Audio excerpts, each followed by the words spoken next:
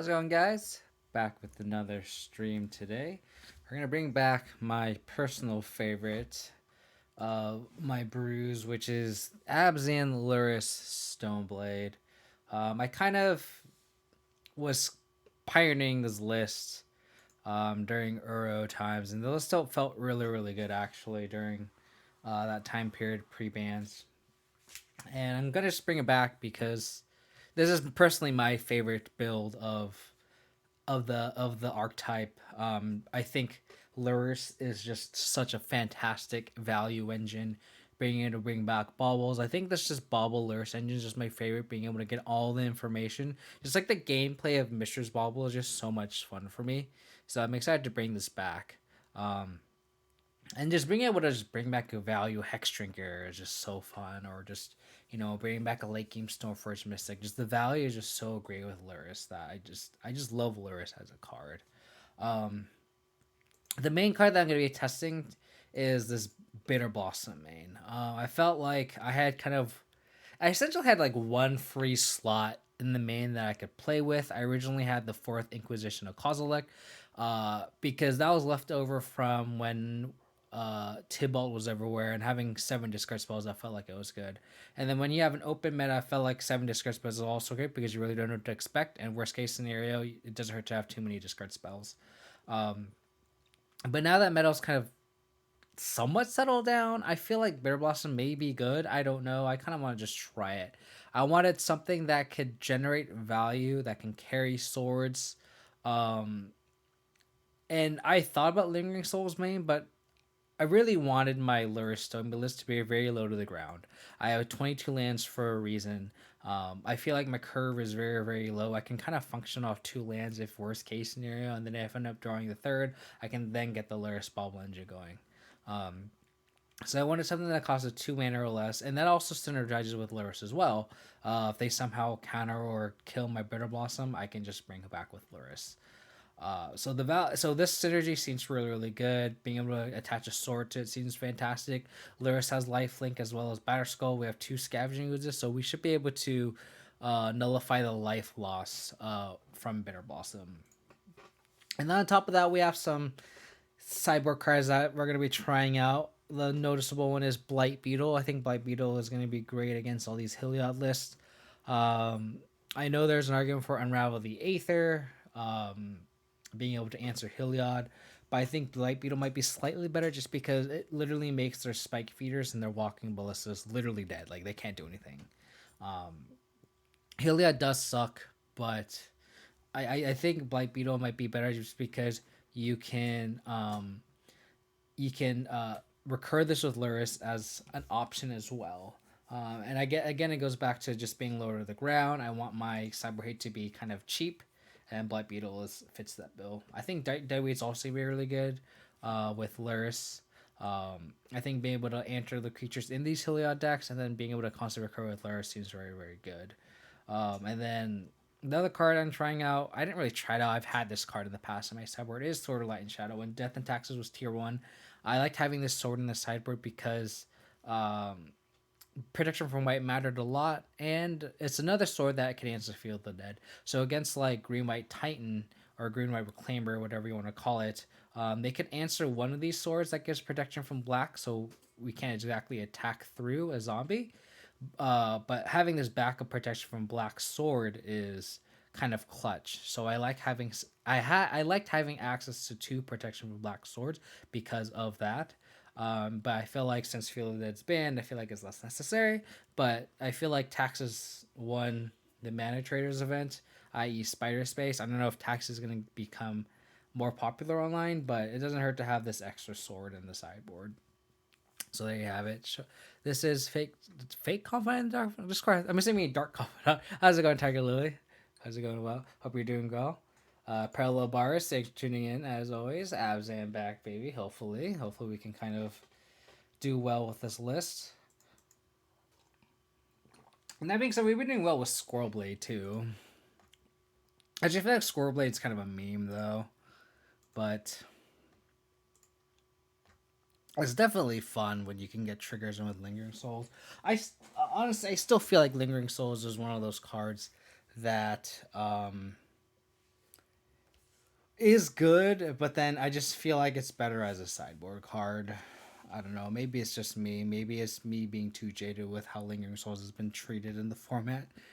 Did you see the Marvelous Mana Trader? So this is going to be kind of a minor spoiler, but I am planning to co-stream with Fluffy Wolf. I don't know if he's announced it yet. I don't know if I'm allowed to announce it yet. I haven't really talked to him about it. All I know is we're going to be playing that deck. So he and I decided to play Mardu because he's the red prison guy. I love discard spells and Stoneforge Mystic. That's like the perfect mix, right? So that's gonna be. I think it's gonna be on Monday. This coming Monday. I don't know the details yet, but that is the plan. It seems like a solid keep. So how's it going, boat? The boat guy. We off the toxic plan now. It's not like I'm off it. It's just this is just my favorite version. I just love Mishra's Ball, being able to kind of like scry and stuff. Thoughtseize. I don't think I want another Thoughtseize.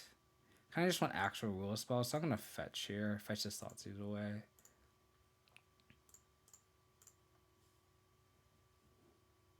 Doing some homework. Those are the days. Homework. If I kept this discard spell on top, I could see taking this Heritage Druid. But next turn, though, we're going to go Souls, Druid, tap Druid, and then play one of these. I have the path, so it doesn't really matter which one I take, which payoff I take, honestly.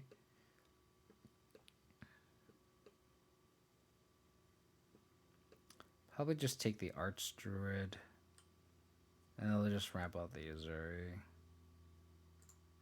Honestly, doesn't really matter. Can you link me to that deck? Which deck are you talking about, Tiger Lily? Are you talking about the Stoneblade list I was playing, or? Okay, sure, that doesn't matter to me. Okay.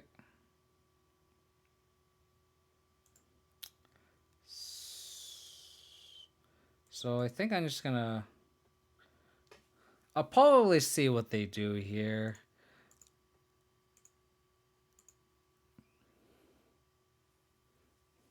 Oh, I'd have to find it in the Discord. Fluffy and I were chatting about it. Let's just get a plains, I guess. I don't think it matters. I think we want to preserve our life total. I'll just call it a day. It's the list that I think if you have a Twitter, Tiger Lily, you can look up Pygonti. I think he's been 5-0ing with it.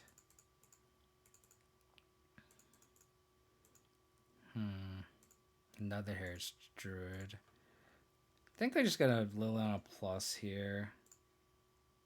I don't see a point in not doing so. Probably just pitch this Marsh Flats. Ooh, get a Coco. That's probably best possible. Next turn, I'll probably just play this Triome, and then hopefully we can draw a creature. Let's see what they attack. They attack Liliana the Veil. That's fine. Okay. Creature.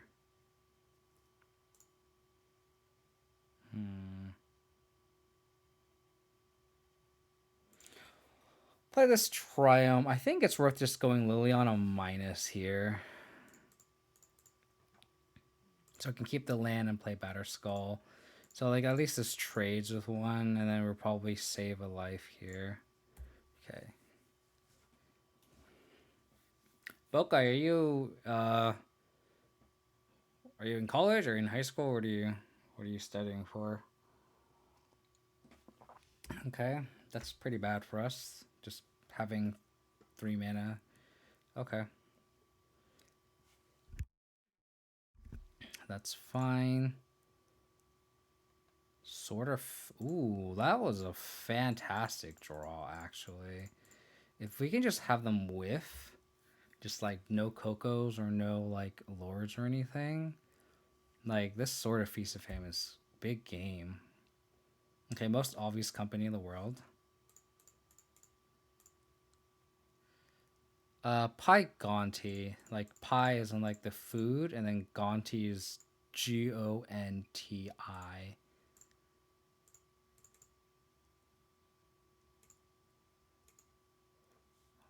mean, they have the Coco in response. They just okay.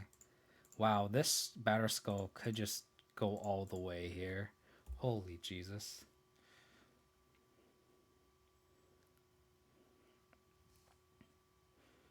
If you really, really can't find it, I can look it up after this match.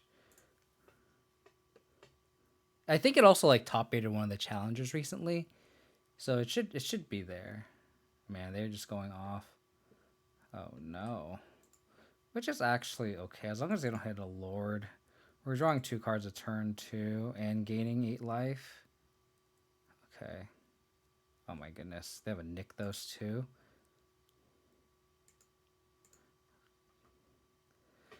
Oh man. So we're gonna have to hit this Heritage Druid. Take your parallel bars.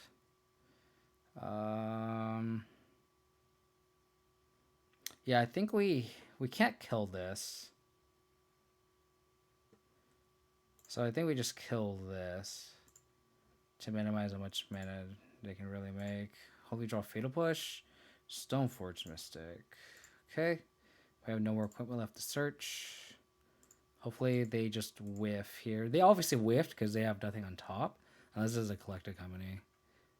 Hopefully I have nothing here. Sweet. Ah, yes. One if you're in Swiss, yeah. It seems like a cool list too. I think these 2 swords are appropriate as you saw. Protection from green, so we can just attack through everything, and then being able to kill stuff is relevant. Explosives and deadweight, honestly, is probably the only 2 cards we really want. I love Kaya. Kaya's awesome. I'm looking forward to playing it with Fluffy. Fluffy's a good guy too. If you guys haven't checked out Fluffy Little Streams, check him out. I'm sure you have. I'm sure you guys have found me through him too. He's rated me a bunch. He's a good guy. I think I'm okay with trimming a Liliana.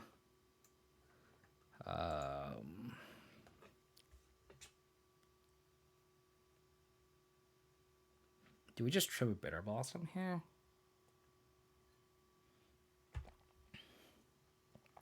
I feel like Lingering Souls is better than Bitterblossom here, if anything. Or do we just go down to Liliana? Like on the draw? But Liliana also just shuts the door. I think 2 is fine. Maybe we just don't want Bitterblossom. Like, this matchup's not where we want Bitterblossom, right? It's just so slow.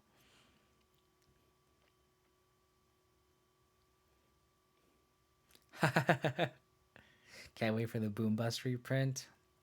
Much love for Fluffy, yeah. It's funny because me and Fluffy actually met because of the Modern Streamers League, and we actually touched base a little bit on Ponza when I was actually playing Ponza during that time, during the Companions. He's a really good guy. When we asked, where'd you find the app that displays your current record? It's a browser source. Is it this one?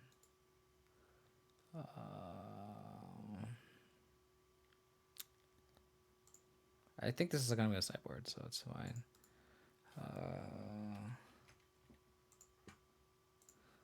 Hold on, Marty.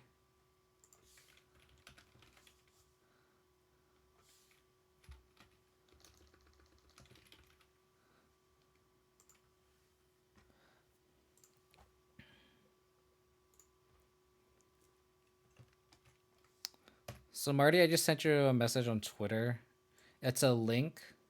Make that your browser source, and then display it on your screen like this. So the caveat here is this thing is like not scaled right, so you're gonna have to play with that scaling setting. But also keep in mind that it doesn't show until you actually start a league or play a match.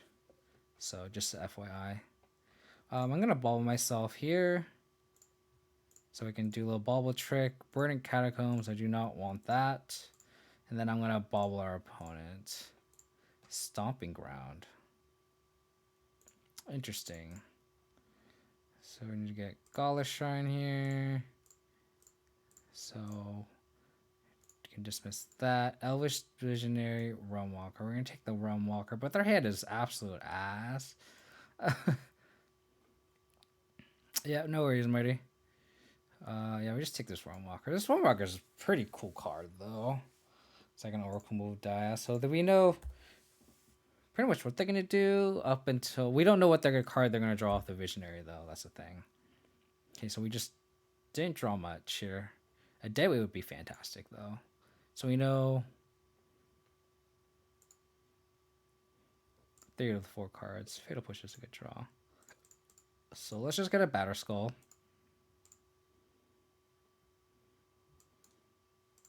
God, if I could draw Deadweight here, that'd be so good. So we can like Deadweight and then Lurrus Deadweight it back. Oh, so good. Is this a Collector Company or what is this? I'm gonna hold up Fatal Push. I'm gonna hold up Revolt too with Bauble. So let's do that. Yeah. So they played Forest. So I don't remember if I unclick that. Yeah, they have Coco. Yeah, so I'm assuming they have Stomping Ground, Forest, Unknown. Okay, so we're gonna have to kill this now. So let's see what they're gonna draw, and then we can Fatal Push this Archdruid. I'm gonna draw Quarter Calling. Gross. I think we just have to kill this. Okay. Okay. Forest Chord. Lily Last Hope.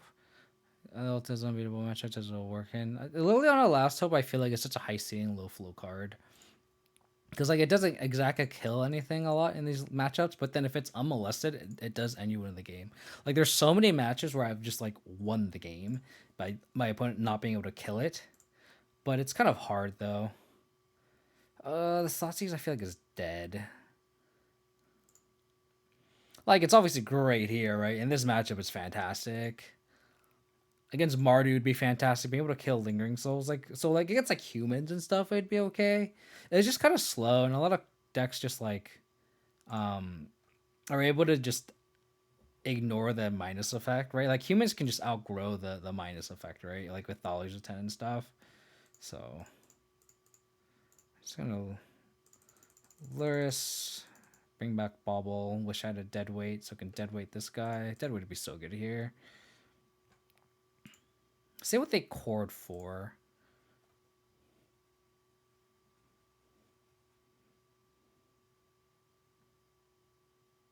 So I kind of want to ball myself here. And then if I can draw Fatal Push. Yeah, I kind of want to ball myself. Well, the Veil, that's not what I wanted. Oh, crap. I guess I want to shuffle this Liliana away. I think it's not doing much. I finally want to see yourself one less song than you were supposed to. Fun fact. Oh, wow. Really? That's so funny. I'm going to just fetch a Swamp here, I think. And just hope to hit off a Fatal Push. Nope.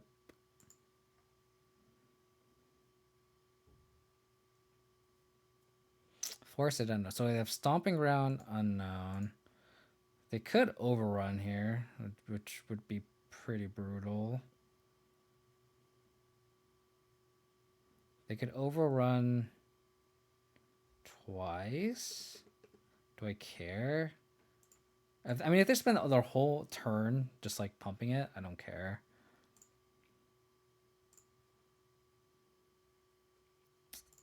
Not drawing great.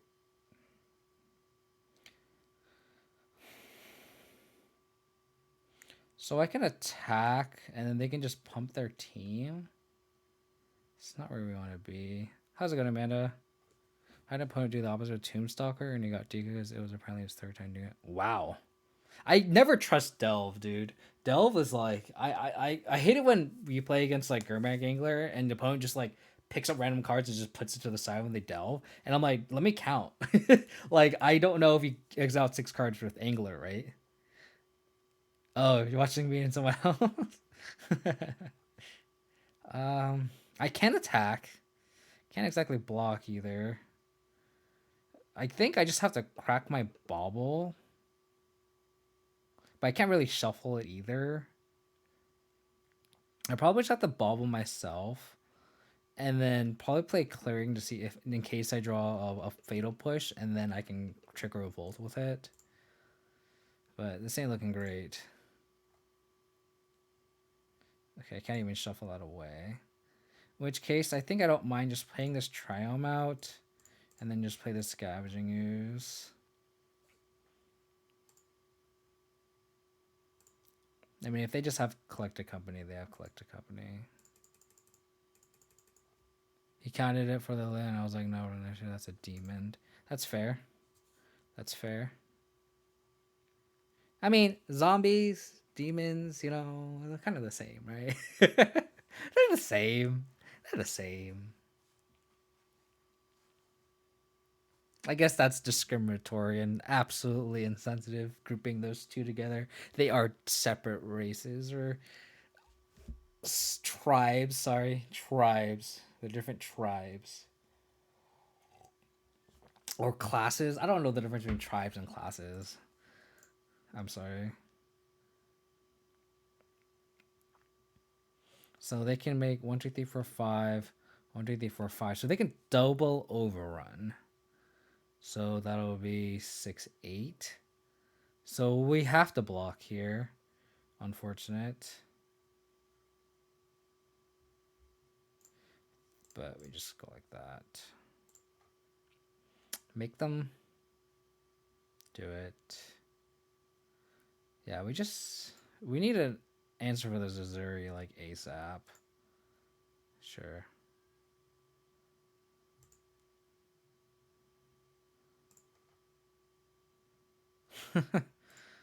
Okay. Drawing a lot of baubles here. Okay, I don't want that. Let's play this. Get a forest. We're gonna draw 2 cards here.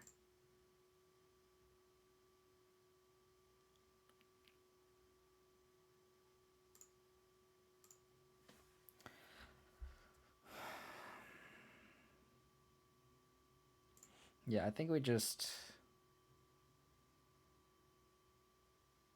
bubble ourselves Tarmogoyf. We're gonna draw another card. So let's just equip this Batterskull onto the Stoneforge Mystic and then just attack with it. And then we'll plan to block with it next turn and we can bring it back and get a Sword of Feast and Famine.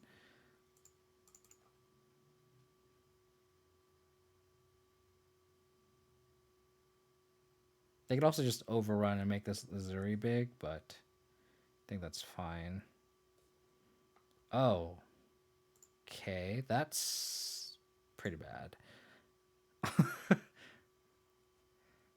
I did not expect to be so thin. Are we just dead now? We're probably just dead. So we need a path or a... Yeah, we need exactly Path to Exile now. No, even then, they can just make mana in response. We just drew a lot of air. Kind of sucks. Path. Path. Oh, damn it.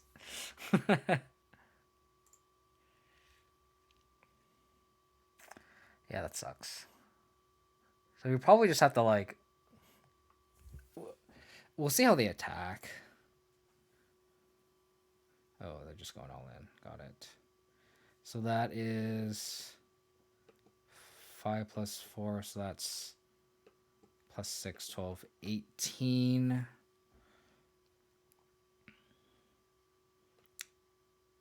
18, 21, 23, 25, 22, 20. 18. Damn, they have exact. Isn't that crazy? They have exactsies. I'll make him do it though. So we just like gang block this Azuri, right? Is that actually the save us the most damage? Double overrun 6/9, 6/8/9. So maybe we just like force them to double overrun here. Let's double let's block the Mystic here. Damn. Just came just a slightly short.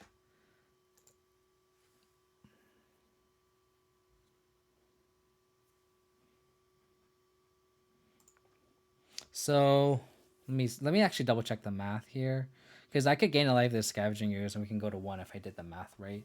So this is we take 8 plus 6 is 14 plus 4 is 18, gain 3, right? So we're at a virtual 15 and we take 18. So let me just exile. So we go to 1. Oh, I just did the math right. I'm wrong. I can't just do math. I can't math.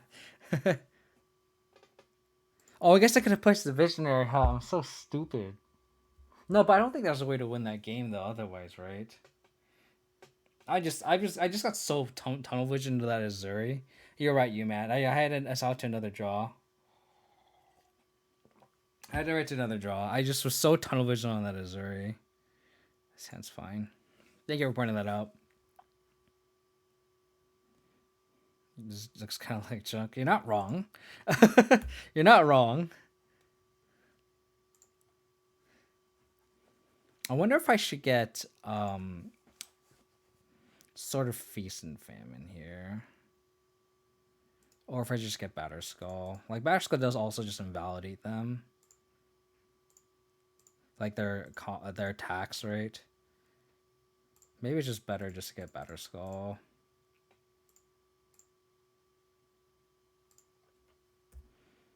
And if they, like, just go, like, land pass, I'm just not going to play it. Never mind. Okay, I guess I have to just Abrupt Decay that. Ooh, that's a great draw.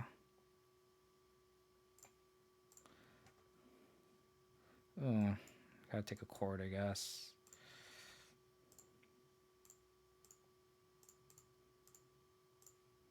Boop.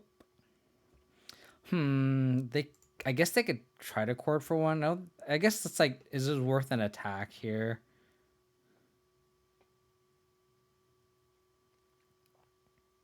Is it worth attacking them for 1 point versus saving a point of life on the other end potentially, right?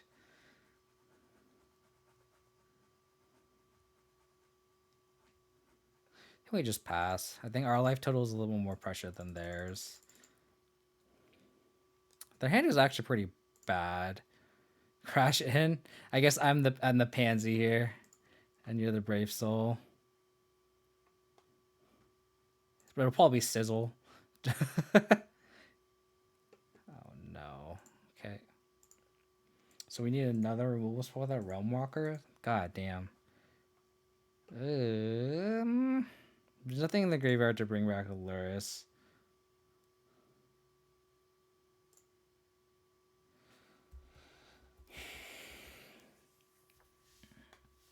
I think I just play the Tarmogoyf and then just hold up Batterskull.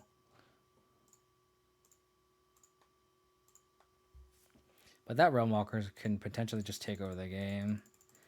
Because next turn they can chord for either Azuri or Archdruid. That's going to be bad. Fears in the mind. You're not wrong, Crackbeak. You're not wrong. Or they just naturally top deck the Azuri. That's fine. They're just drawing absolutely hotter than hot. I'm going to put the Batterskull in. So they can regenerate a bunch of things. Can we just draw something more relevant, please? I guess we just crash them with this Batterskull. They just regenerate. I guess I can. I guess this Tarmogoyf's free. I guess it's not free, but they just regenerate, right? So that's not a free attack. So we just attack with his Biter Skull and gain the 4 life.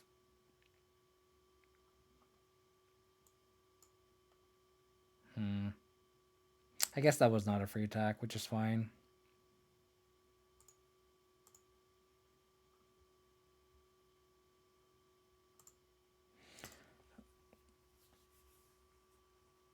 Yep.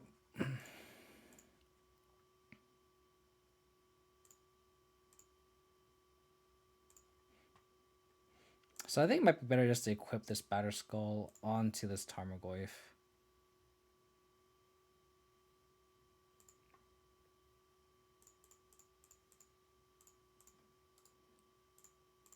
So if they like attempt to overrun, they kind of can. I guess they do have to nick those to make a shit ton of mana. So they'd make 1, 2, 3, 4, 5, 6, 7, 8, 9. So they can't double overrun yet. They drew Robewalker into Zuri into Collect a Company.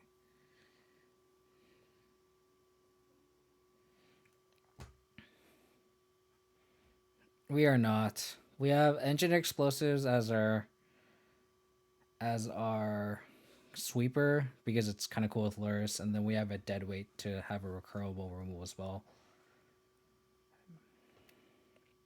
They're just drawing so hot, it's ridiculous. Okay. So the way we get out of this is either a Deadweight. So we can go Deadweight, Lurrus, Deadweight. Wow. Wow. I mean, this line still applies. We could also just have Mishra's Bauble.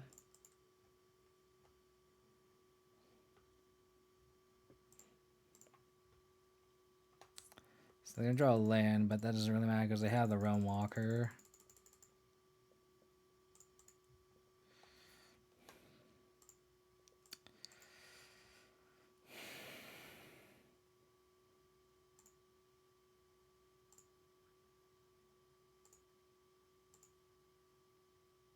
The line I could have taken that turn that I got Reclamation Sage was I could have held up Batter Skull.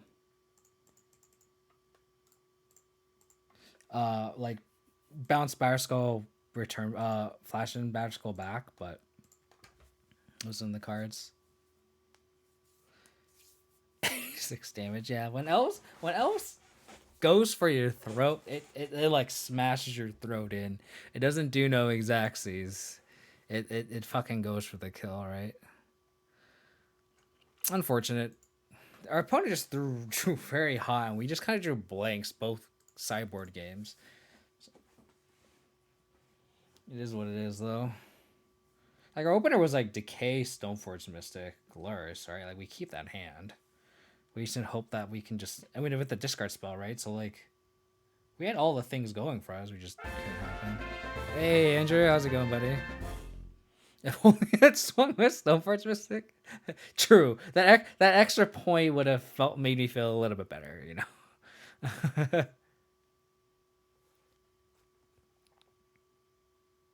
You're even 10 gift subs in the channel. Thanks, Andrew. Sounds pretty sweet. Put Milton to 6. So this is a hand where I have like interaction here. I kind of want to save this bauble maybe until turn 2 when I exactly know what I want so I can do the scry trick. Because I actually maybe I want the 3rd land too. We'll see. You're putting Milton to 5.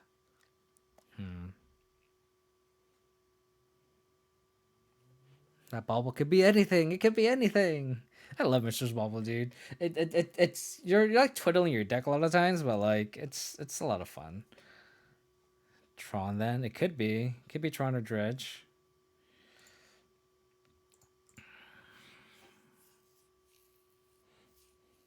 Because if it is Tron, I would like to just dig deeper into a 2-drop here. But I think it still applies. I think I just want to hold this and wait for the scry trick.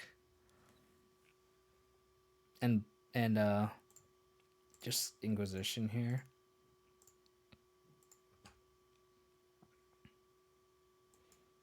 Or it's just Goblins, and we're just gonna absolutely destroy their hand. Okay. I'm just gonna take the second Snoop. And this is where I'm talking about where like we just do the bobble trick. So good for us here. And I'm actually gonna do it at the end of my opponent's. Ooh. I guess we should just Inquisition first and see if we hit anything, and then if they do hit if we do see something big, yeah. And I'm actually gonna just do the bobble trick at the end of my opponent's turn, because they do run discard spells, I think. So a lot of tribal decks. Makes me wish I had Plague Engineer. So here, I'm just going to hope to dig for a land, essentially. Blacklake Cliffs. Because I want to go land plus Lurrus. Mistress Bauble. I don't want another Mistress Bauble. I just want to hit a third land drop. 2 hits. Okay. Stoneforge Mystic ain't bad, though. Because this is a clock. I would have much preferred a third land, though. I don't know if they have anything that Violet costs 2. It's like they're living off the top of their deck here. I mean, Damnation has its spots for sure. I just don't like running anything that costs more than 3 mana, honestly, in my 22 land deck. We just not gonna be able to hit our 4th land drop consistently. Like, I'd rather win like a Flaying Tendrils or something. I'm a huge advocate for Flaying Tendrils. But they need to make a -3/-3 a -3/-3 card that exiles. It's literally Anger of the Gods but black. That's what they need to do. I think it's worth thought seizing here, because if they have like a Goblin Ringleader, I want to take it, and this thought seize isn't really doing anything else. I don't really care to hold up Fatal Push.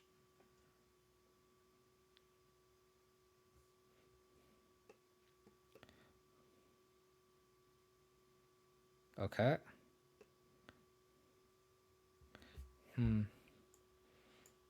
I guess we just take this, right? Because it's the combo piece. They could go like Siege Gang, Lieutenant, but like I don't care.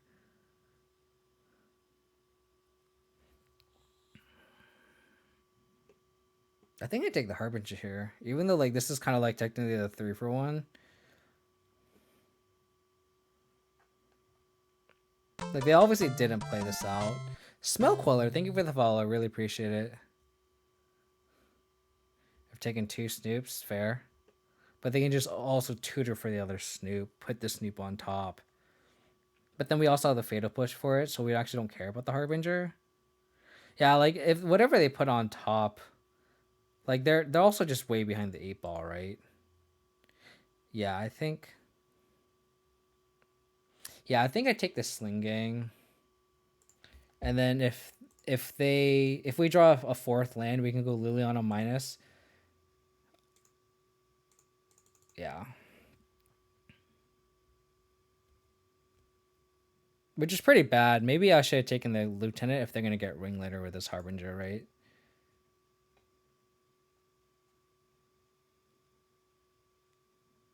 Hopefully you draw another land here, so then we can go Lurrus and hold up push. Oh. Okay. Top deck the Snoop.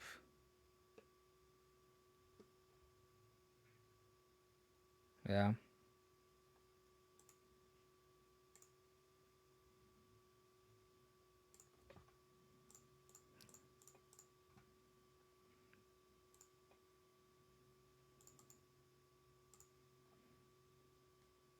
Not doing great, people. We're not doing great. This fourth land would have been nice to get in, so we can go Lurrus, Bauble, push. We have to push this now, essentially. Or we can just wait until they vial this in, and then we can push the Snoop. So let's attack with a Germ token.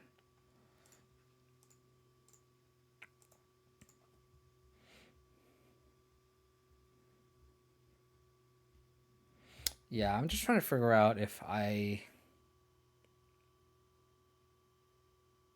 think I have to push now, right? Because like if I wait, then it's just a game of cat and mouse, right?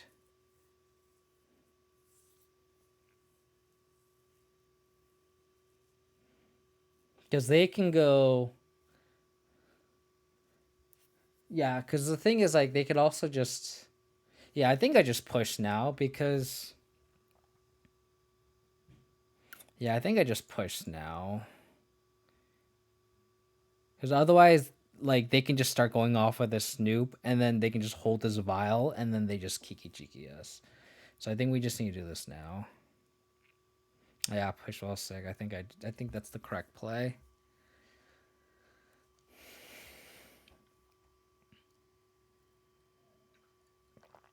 Okay. It's weird that they're doing that now. Because then we get the information. Unless I can just vial this in anyway.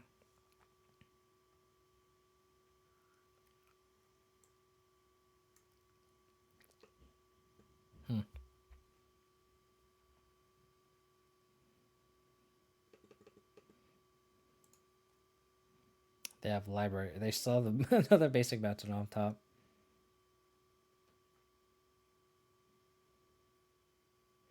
Gotta take game actions.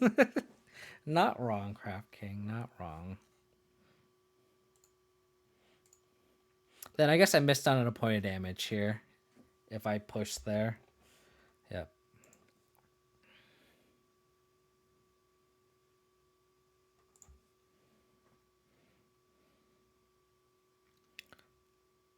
You know, Plague Engineer would have been really nice out of the sideboard. Yep, they have Ringleader, which is kind of what I was scared of. Hopefully the Ringleader is just a blank.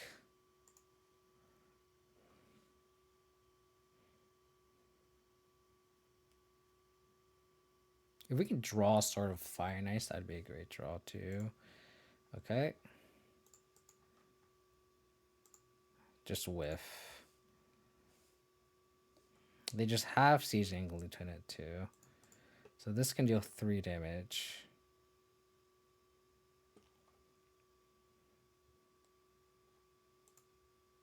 Which is fine. Actually, if they attack, I want them to block. I want them to Mutations Expert this, and then I can Liliana plus the Sieging Lieutenant away. This is actually pretty good exchange for us. Yep. Pretty good exchange. Because, like, their board is actually not that great.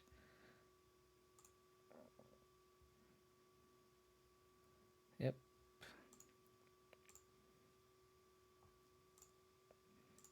Now we're going to Liliana plus...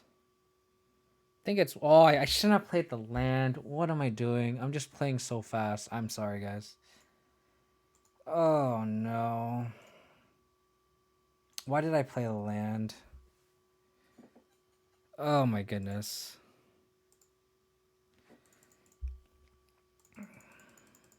And just playing so fast. This is why you don't play after a long day of work, but... Hopefully that doesn't cost us here, because having an active Liliana is still pretty good, and...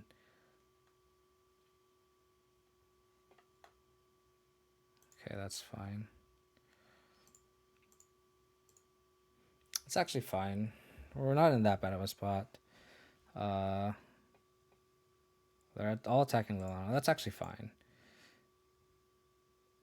Because now we can just equip Batter Skull.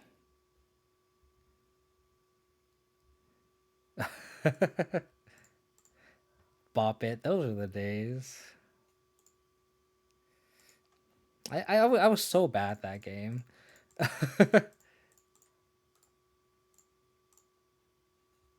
I mean, this is also just not a bad spot either.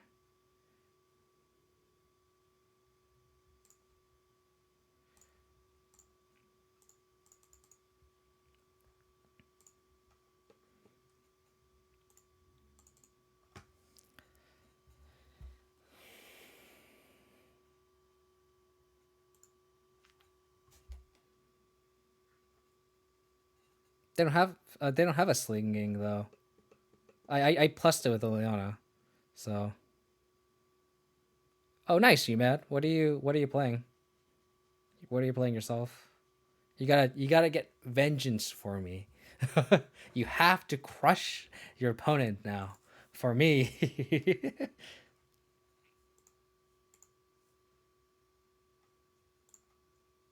So let's attack.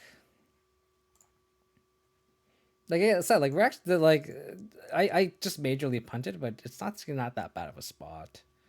Like I could be drawing 2 cards a turn here, but let's ignore that fact. Like they're kind of almost in the abyss next turn, honestly. I guess they're just in the abyss now. And we just have this cute skews also. Like I think I'm gonna exile now actually.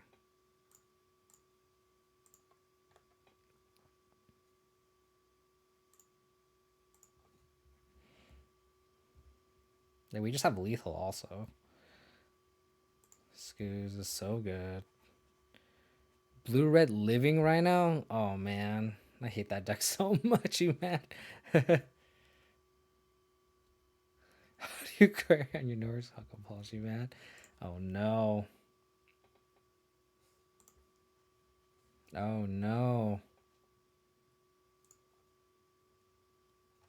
They have stoop too. Or they can give haste too.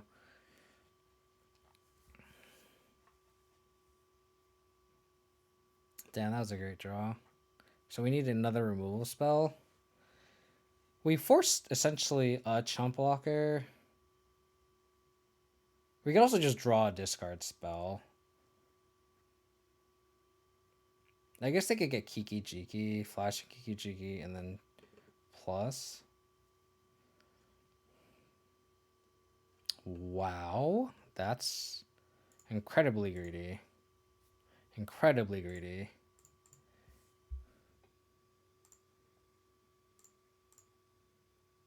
That's so ringleader, Excel munitions expert. God, can we not draw lands, please?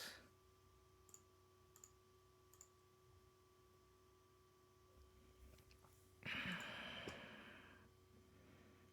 think we just lose at this point. I guess we force double chump here. Man.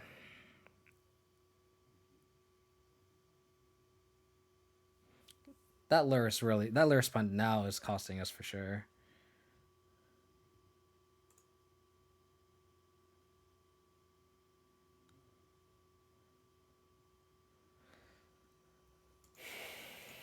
Hmm.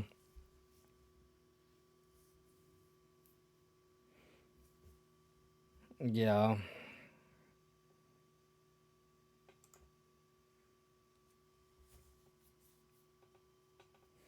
Yeah, now they're just gonna be able to make three tokens a turn. It's very bad. I mean, we could definitely get out of this though, for sure. Like we can draw a sword, but like they just bought themselves so much time.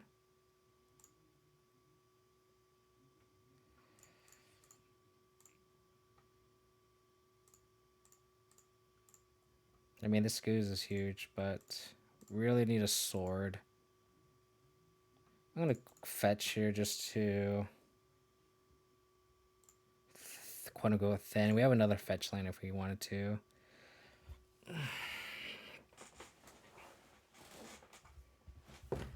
Okay. Sure.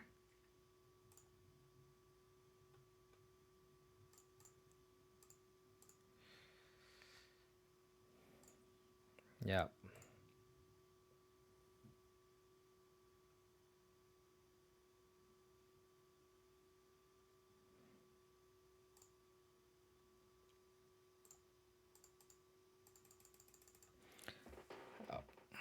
I mean, we're still okay. Like they can't attack either. Brutal draws today. That's just Sometimes it just happens. And we also didn't help ourselves, right? We could also have drawn like 4 extra cards at this point if I wasn't stupid and didn't play the land. I was just kind of like on autopilot, and you just can't be autopiloting with this deck. But definitely our draws didn't help either. Oh my god, are you serious?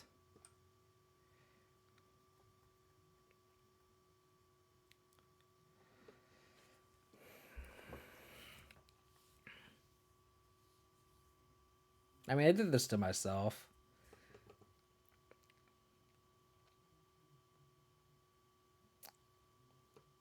So we have an out though. If they sack this and get a red creature, and we draw either Stoneforge Mystic or exactly Storm, Fire, and Ice, we win the game.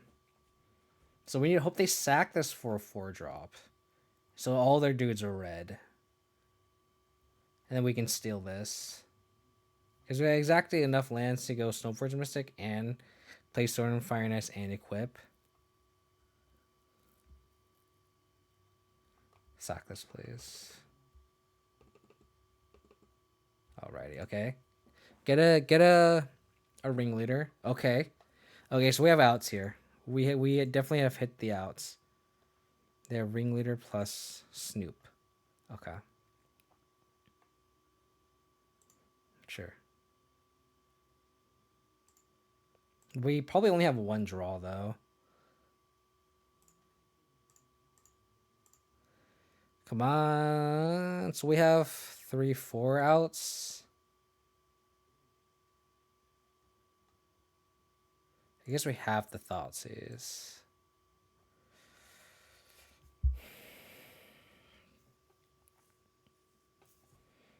I think we just take a ringleader here.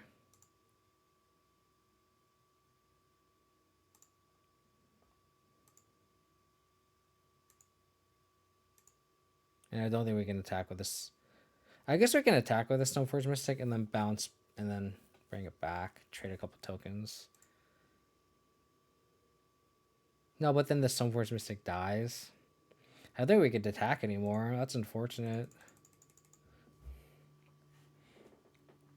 Yeah.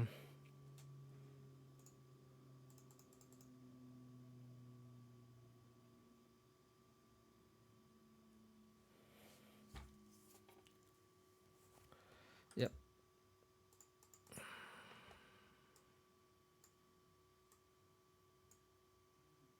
He got his ass for me. Thank you, Matt. I appreciate it.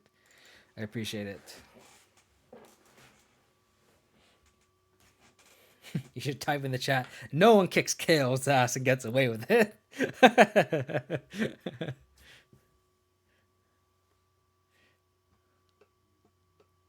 This is really bad. I'm really mad at myself for playing that land.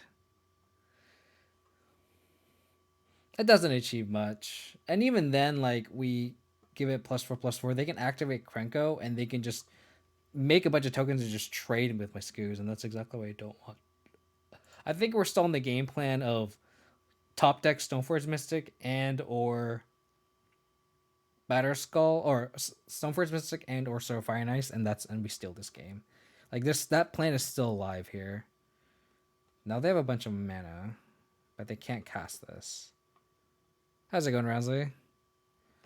Like we're still live here. Like we just need to steal this game by drawing Stoneforge Mystic and or Sword of Fire and Ice. Just see that guy. Come on, deck, one time.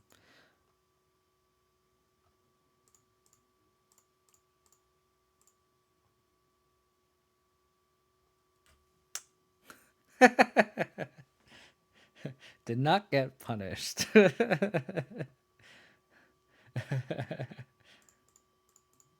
do I equip? I guess I equip the Stoneforge Mystic. They can't do anything, right? Just took Lurrus of the Range well. Nice.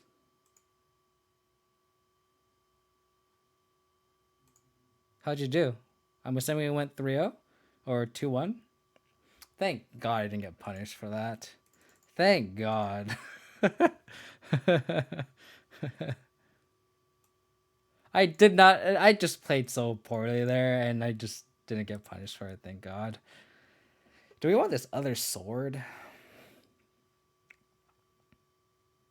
I think Light and Shadow's probably better. It's a life gain better than the discard. When we think about it, I don't think we want the Bitterblossom. I won, so I play better. 3-0 win, nice, Roundsley. That's awesome. Love to see it. Love to see it. These tribal matchups, I don't know, man. All these tribal decks are just like. I guess I just need a playing engineer in the side. Maybe I'll do that the next league. Maybe I'll just put that playing engineer with a Blight Beetle. The Helgen EDS. Hey, this was a Pioneer All-Star, okay? Pioneer All-Star. This is a Reduke special that I had Linvala in this spot, but this just seems better just because it's a 2-drop and we're more lower to the ground. I guess we could just cut the X-Drinkers just because it dies Divination Expert. Yeah. I could see an argument for like Lingering Souls to go wide. Maybe we're like a Liliana. I think we want all the Thought Seizes though. The discard spells are very good. Yeah, I think we just go like this. I mean, I could see Bitterblossom if we slam it on turn 2. Maybe I want this on the play. But on the draw, I don't think so. Ashok is sweet. I guess if it stops Matron, but what else does it really stop though?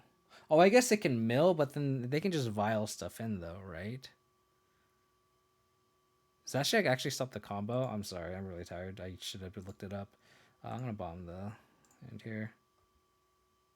Oh, just stop Pyre. I totally forgot the Pyre aspect of it. I was thinking about it from an outdated perspective.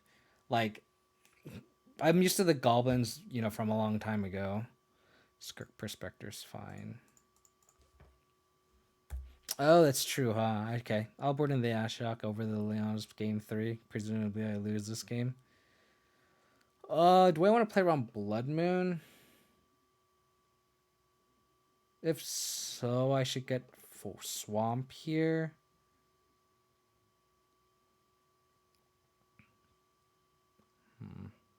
The future is now, old man. I know. Back in my day, these goblins didn't have these infinite combos. Yeah, I think I just go Blooming Marsh, and then I want Swamp here. But the thing is, like, I don't get white mana if I go Swamp plus Forest. So I kind of just want to do this. Yeah, but they always have the other second Blood Moon, or they top deck it, right? Just get the Pyre here. I could also just decay the Pyre. Maybe it's correct just to take this, and then they play Pyre, and then I can decay it. Maybe that was the better play. Ouch.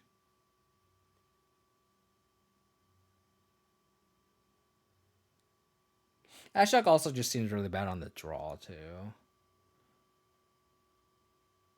That's nice.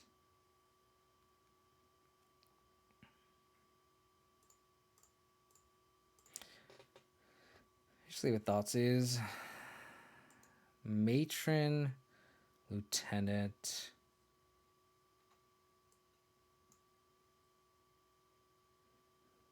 I guess we just take the Harbinger. I could also see just taking the Siege, getting Lieutenant. They're also just kind of far from the combo, and this is the card that really punishes us in combination with this. Don't really... Like, all these cards are just kind of like tempo negative cards, right? So this is a card that really kind of punishes us. I think I take the Lieutenant here.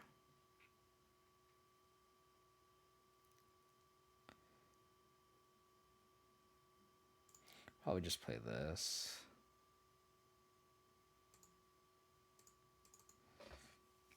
I was debating if I should play the Shockland first, but okay, they drew the Mountain. So they could go Matron.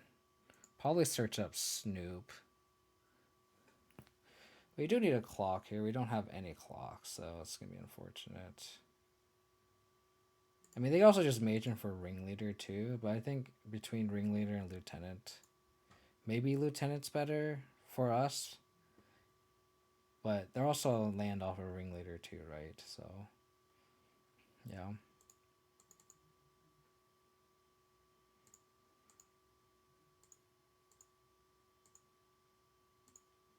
Clock.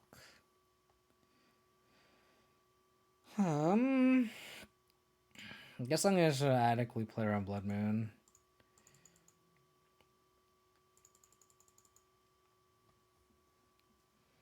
Yeah, next stream, Plague Engineer. Because at least Plague Engineer gets all supported against Heliod too. It's not such a narrow answer.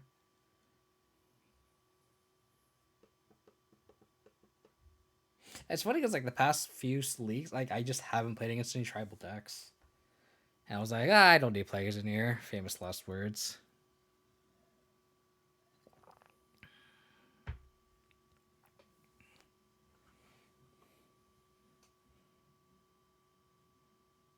Okay.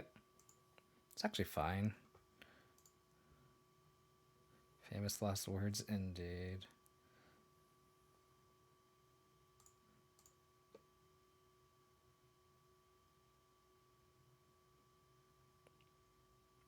Wow, that's cute.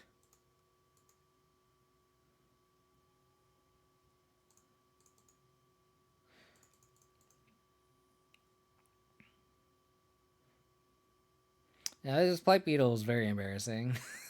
Not, I knew it was narrow going into it, right?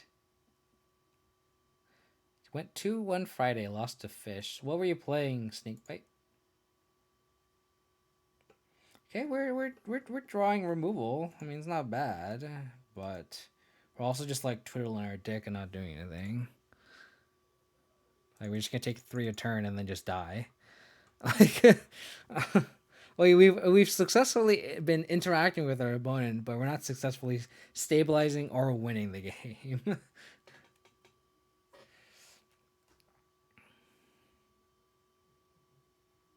Oh, nice, man! I'm getting all these people playing Lurrus Blade, and they're having success with it. That makes me really, really happy. That my little brew is kind of slowly but surely spreading, and hopefully you guys are doing better than how I am doing tonight, for sure.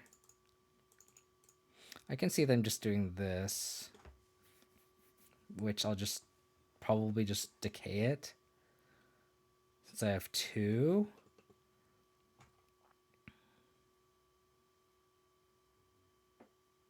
Mono white Lurrus Blade. That's pretty cool. Mono white seems actually kind of cool too because you have like Skyclave Apparition turns these decks into a real thing, right? Just being able to have a solid removal spell that also carries a sword.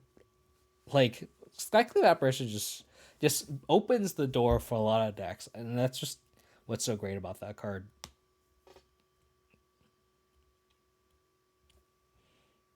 Oh, they opt to not. I guess they could snoop. Okay. They draw a Fatal Push.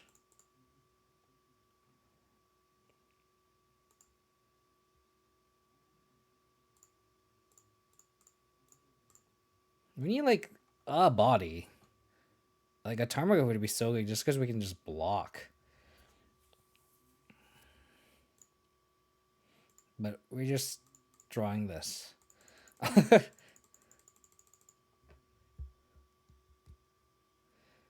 I'm a Texas player, and Apparition is the love of my life. It just like I don't know. It was a mistake from Watsy's part. I think they underestimated how good that card was going to be, but it's just so fair, but so good at the same time. It's like the perfect card. Like no one's ever like, oh, Skykill Apparition is so good. It's just like the drawback in the card is just so huge too. Like the drawback is so big that like I'm not even playing Skyclave Apparition, right? Like I don't think I need it because like the removal in this deck is so good, but like the removal in mono white is lackluster because like you don't want to path something, right?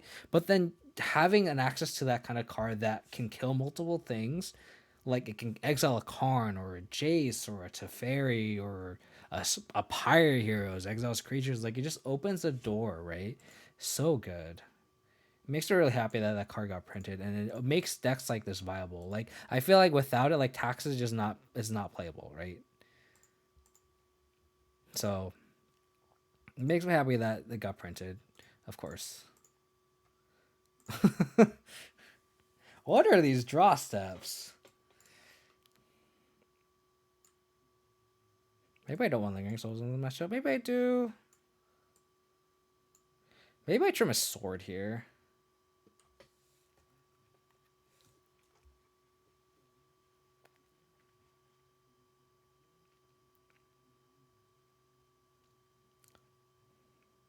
Trim some damn lambs, yeah. I probably should trim some lands. Apparently I keep drawing lands no matter what, so I feel like Lilianas are kind of lackluster. Maybe I'll trim one Liliana. And then maybe I just trim a trophy. No, but it kills Pyre though. Maybe we just want one Ashiok. I don't think we want two. Let's go like that. Just trim one for Ashiok. Okay, we'll see how good Ashiok is here. I'm bad at it. So watching like Spider Space play Taxes, I'll watch him play and I'll just be like, I don't know how you see those lines. If I was playing this deck, I'd 05 drop so fast. Like I'd just be so bad at the deck.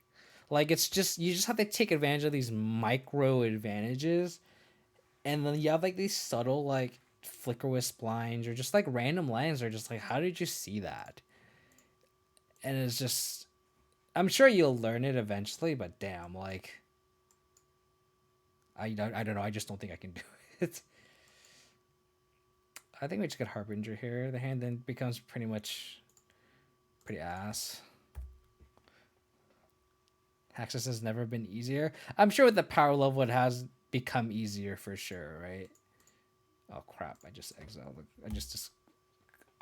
What? Oh, it's the.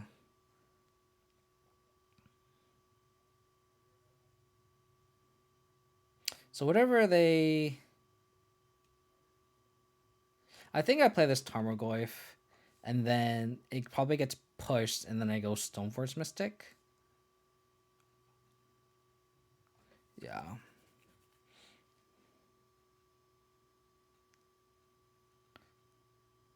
Yeah, I'll go Plains here just to like play around Blood Moon, and I'll go Tarmogoyf. Yep. Do you never get good at the game? Always play my dreams, and you can play the deck if you lose. That's the real reason why I play Abzan. Because when I lose, then I'm like, I'm playing a shit deck. It's not me. But then when I win, it's like, look at me. I played a really difficult deck. Right? It's next level there. Inquisition to call select. That's decent.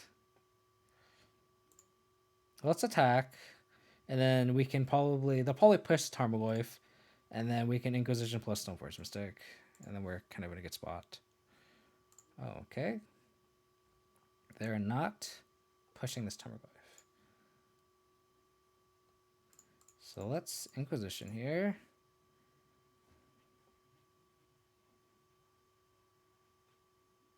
Okay. See if they just have just the expert. Awesome.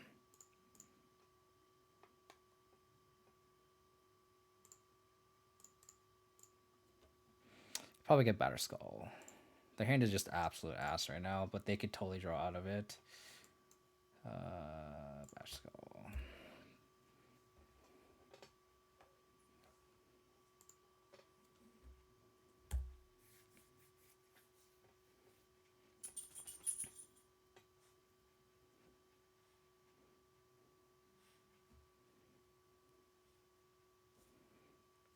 I wish Containment Priest was more playable in Modern. I love that card.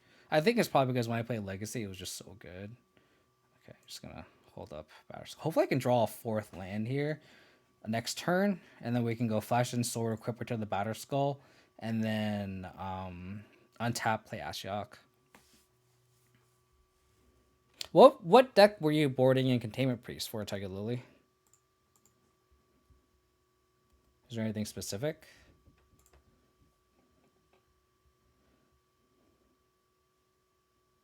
I brought yesterday Force and Force packages plus. I hope the link so I can buy here. We start with Black White and go to Abzan. Yeah, I guess Black White would be cheaper, right? Technically.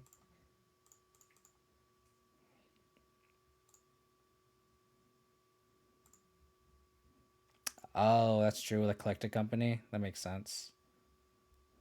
I guess we just Thoughtseize here. Because if they like Matron. So let's attack first. Getting planes fucked us here because then we can't Thoughtseize plus trophy. I could also see just like Ashocking here. But they don't have I don't have a reason to like play it. Oh. Their hand is ass again. I wish Paint the Truth was fast. I ran Paint the Truth a long time ago. That was a card. But every time I cast it, I just died, which is unfortunate. But what are you gonna do? Okay. Hopefully he just drew lands.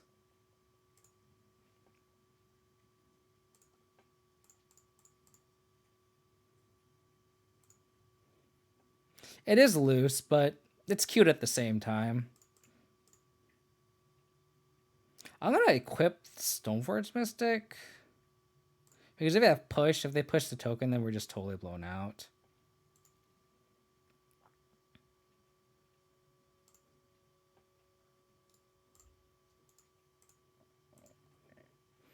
How's it going? Goodbye. Take it easy, Crab King. Thanks for tuning in, as always. Appreciate it, buddy.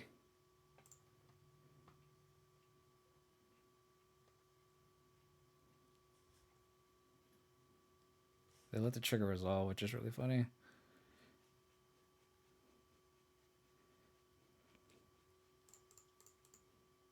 Hopefully they just F6'd. Collected Company Empire, yeah. I mean, that's not too out of the question, because like I would board in like Graph Trigger's Cage against those decks too. So it's like, it's not bad. Because it's like I always have this moniker against collected company decks.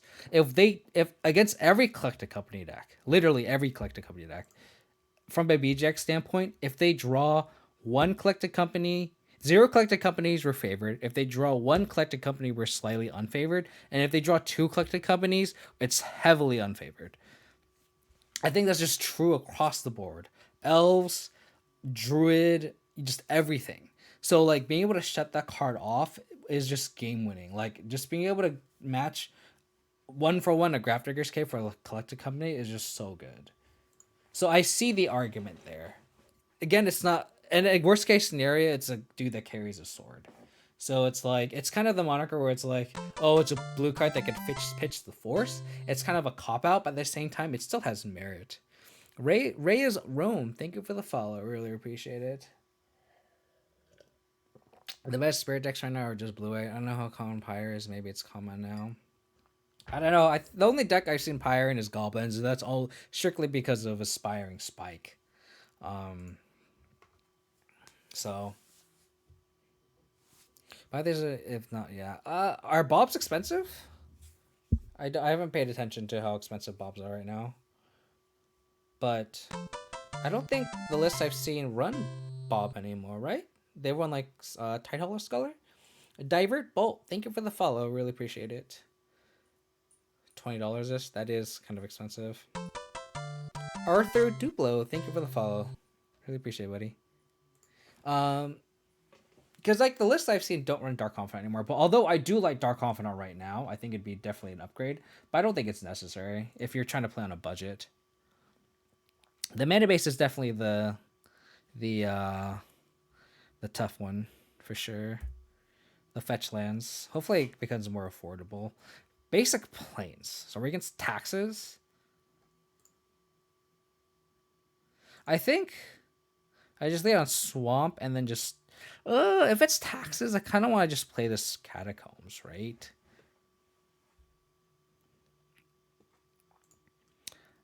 Yeah, like if this is taxes, I just want to fetch now, and then I'll just bobble to see what they're gonna draw. I'm not gonna scry trick. If there's Blight control, we get punished. Another basic planes that does not help. So yes, Inquisition. Yeah, it says what the fuck?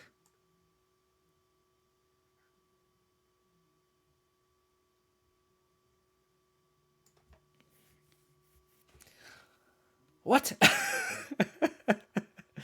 Bob's like $3 online, so expensive in paper. Yeah, that's usually the case with like online versus paper. Yeah, and that's why I'm kind of off Scoreblade because like there's so many lava darts online that I that's why I'm off it. Bob definitely does another one. Needs another reprint for sure. Uh, like Fatal Push and other discard spells don't do anything. Do I just take the wins? And then just go Scoos and then Liliana plus, and hopefully that's enough. We know they're drawing planes, right? Yeah, I think I just take the wins. This Chalice doesn't really do anything anymore because like I honestly don't think our Fatal Pushes and discard spells are gonna do anything. Unless we draw literally Thoughtseize. That's gonna suck. But then we also have this Liliana to answer it. I think we just take the wins.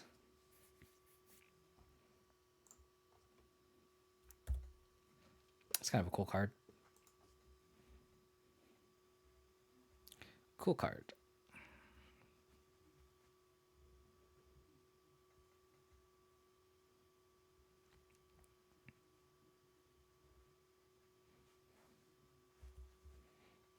The thing about it too is like usually when a card gets reprinted, um people usually like the price usually goes down. But like I know a lot of people love the new art, which is kind of funny because that makes the new printing also very popular, right? So it's kind of funny how not funny, it's unfortunate, but it's kind of funny how like that's what's happened is like it usually the reprints are worth less, but in this case I feel like it's worth more because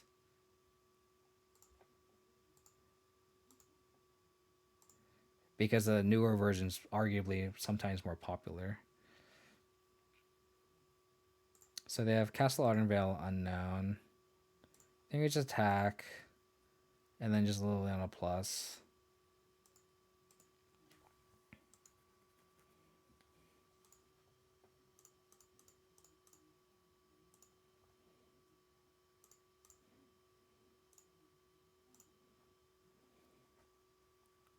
Next, so we can go either Triangoif or Clearing if we draw a 2-drop. And go from there. I should have closed whatever that Angel Making card is, so I don't know any of the cards in their hand. Starnheim Unleashed.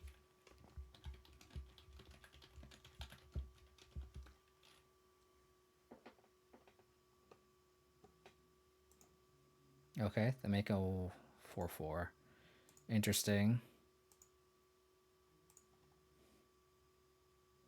Decay.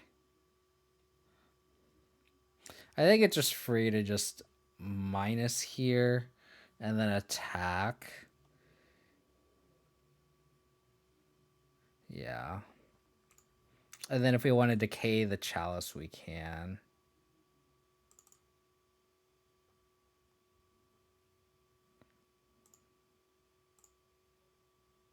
And this decay is like also live if they have like some weird like I don't know, ghostly prisons or something.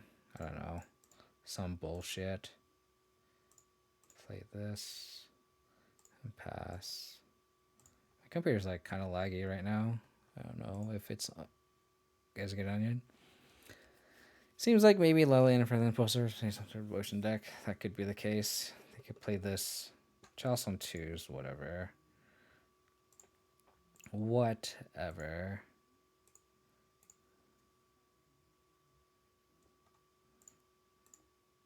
I'm just gonna hold. I'm gonna just pitch this land, and I'm still gonna hold the decay. Maze Bind too. Wow, that's a pretty big hit.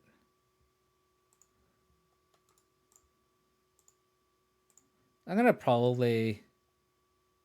Should I just play this clearing? Probably.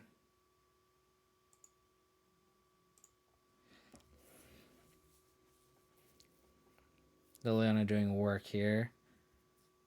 They're also just 1 mana short from doing this. Oh. Okay. Why are they tutoring? Because we can just Liliana plus it. Interesting. Oh. I don't care.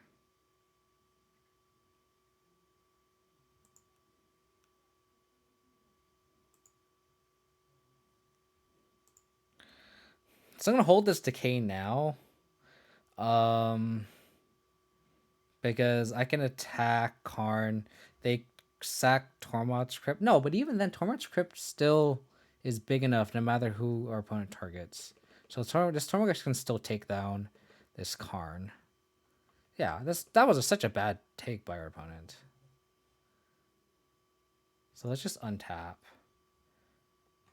Mistress Bauble.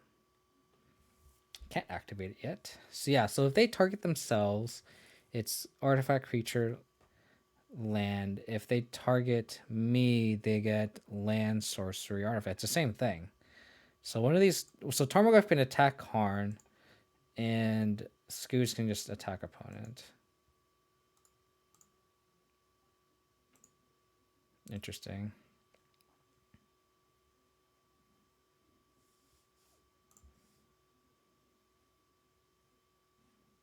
Like, I don't know why they got Crypt. Unless their goal is to take us off Delirium, which we're not a Delirium deck, so it does not matter. Then let me just... let's actually bobble our opponent, because that'll give us information. Fielder in, that does nothing. So let's just decay this, and can't be countered. Love about decay, plus, and then we'll pass. And then if they try to field us, we can just crack a response. Yep. So they can activate Castle Ardenvale every turn, which is... Honestly, I don't really care, because if that's all they're doing, that's all they're doing, right? We don't have Sword of Light and Shadow, which is unfortunate, but...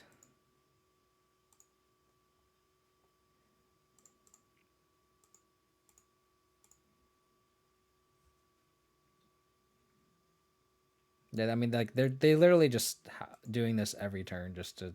They're struggling, right?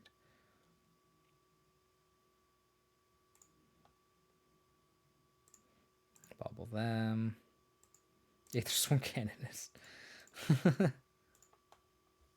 get sort of Fire and Ice. And this should just be lethal.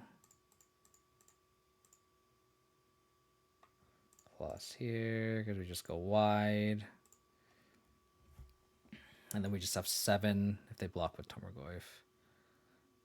I don't know, you man. I don't know. They're playing Magic the Gathering cards.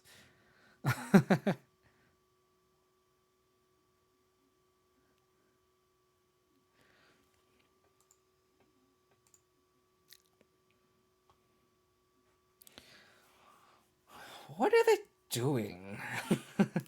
I'm really glad I have a Sword of Light and Shadow in the deck. That makes you really, really happy. So it's like Karn, the little angel making dude, Chalice. Like, I assume like Gaddock T would be very good. Engineering Solstice seems fantastic, actually. If my computer doesn't freeze.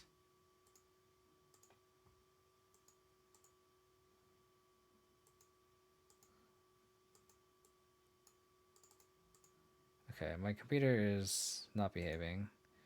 Bitterblossom seems okay. I think we can border all these removal spells. Okay, easy clap, yeah. Lingering Souls. Kind of want to restart Moto. It's been kind of lagging right now.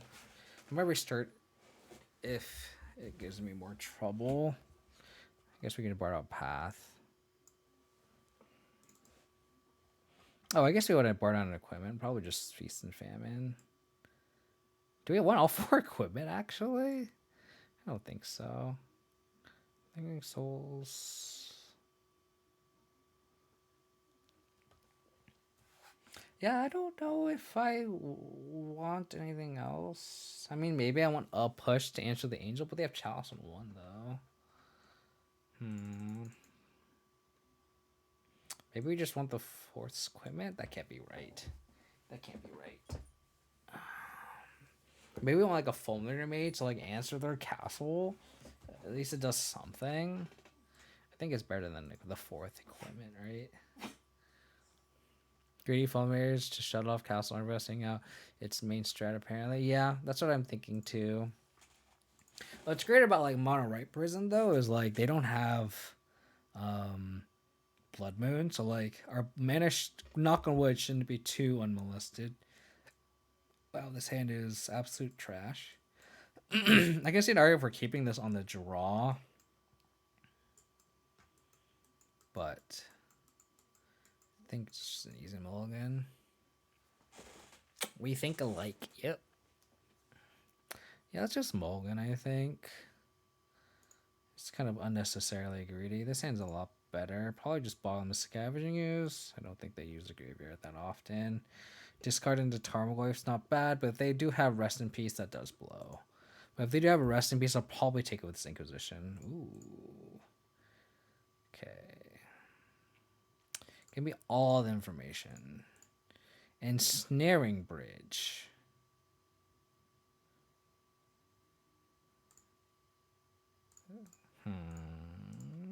I could see holding it, but oh, they just have 2 bridges.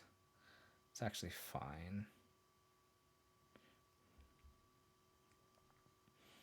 Because I can just blow up all the bridges with my 1 explosives. I think I take the Purge.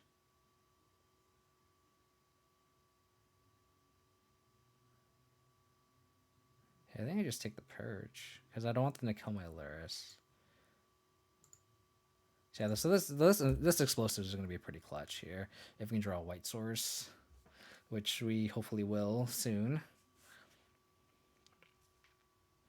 They're probably like, whoa, they left me a bridge, and they're going to draw the other bridge, and we're like, oh, that makes sense.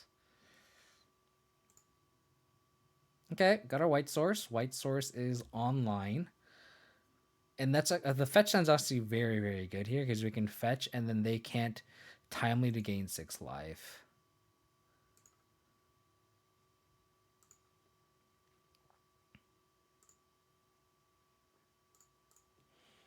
Let's see what they're going to draw, I guess, again. Plains, sure. Gaulish Shrine. And get my little big boy Goyf down. I can still get under a bridge.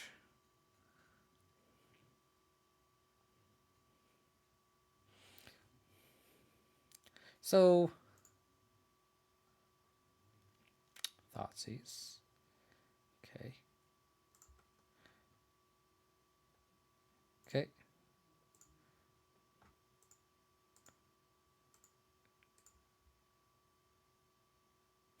We just keep drawing bubble every turn.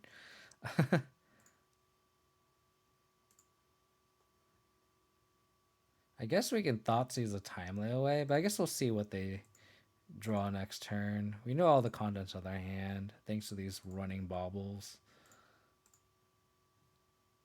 Ooh, that blows.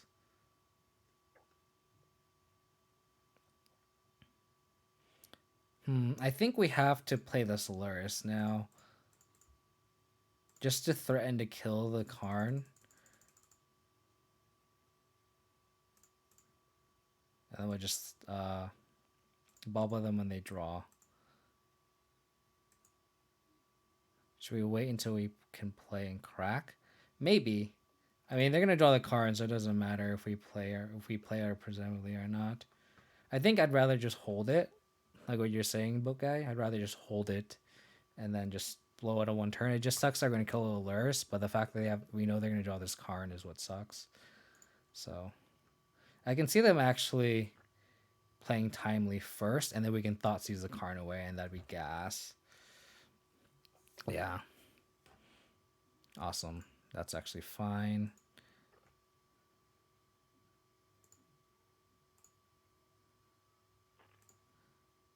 See what they're going to draw next turn. Maze Mind Tomb. So we're going to Karn it away. Or we could just draw Abrupt Decay. That's also fine. This is what I'm talking about. This is what I'm talking about. Just give it to me. Just give me this Lurrus engine. Let's Thoughtseize here. Take the Karn.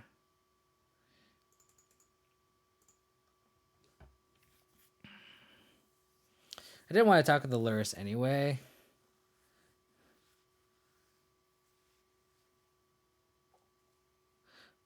I could also just like E for 0, crack. So let's see what they're going to draw here. Oh, we knew they're going to draw Semi Canyon, right? So like, I could E for 0, crack it, and then next turn bring it back for 3, and potentially broke both bridges.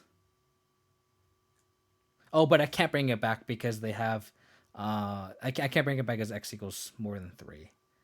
So I think I'm just going to have to... I think I'm going to bobble myself and then crack if need be. And just kind of sit back. They'll probably... Because I could probably decay one bridge.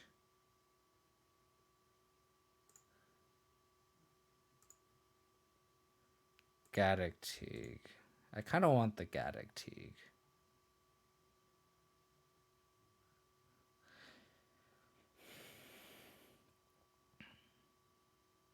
I just don't think they'll play out the other bridge, right?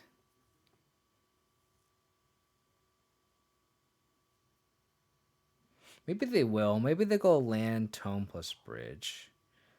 And if they leave the bridge, then I don't mind just Lilian out plus the next turn. I think I just wait.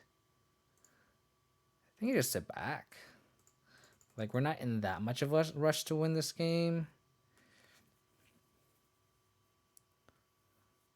No, with Lurrus, the max I can do is 3. Because you may cast more with convert them in the last 2 or less from the graveyard. So they did exactly what I wanted them to do. Which is perfect. Okay.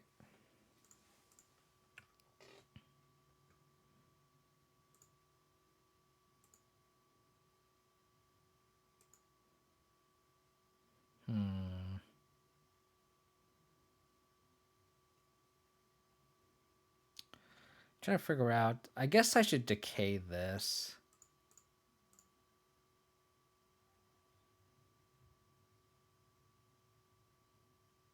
Yeah, I want to decay that. Leon ID and a bunch of numbers. Thank you for the follow. I really appreciate it. Another abrupt decay. Ronin Riz, thank you for the follow again. Really appreciate it.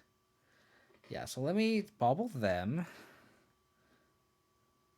See what they're going to draw. And then if they don't draw anything relevant, I can just E for 3 here. And then if they draw like a 4-drop, then we can play Gaddock Teague. So like knowing what they're going to draw can heavily influences what we're going to do here.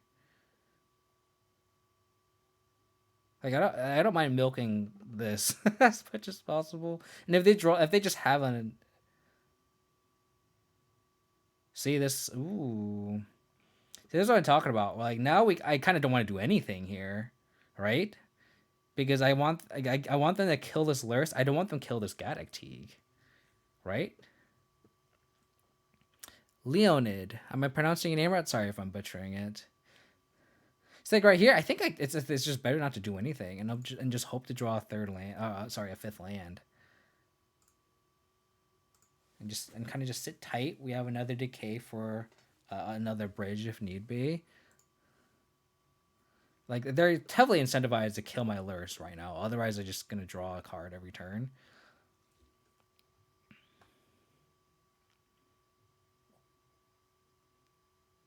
Field. Sure.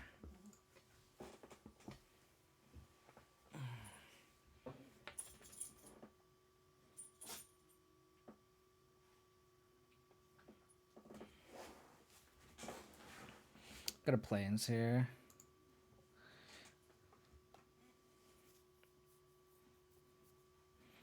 Yeah, I expect him to kill this. Yeah. Elephant time. So here, like, even if I draw the 5th land, I kind of want to just play a Gaddock Teague. That's also good. Ooh, I don't have a Gala Shrine anymore. So I can't Stoneforge Physics plus Teague. I guess I can get Temple Garden, but then I can't cast Liliana anymore.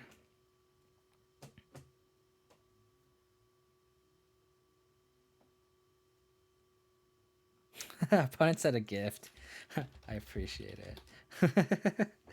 I think it's still gonna be. This is tough because I kind of want to be able to.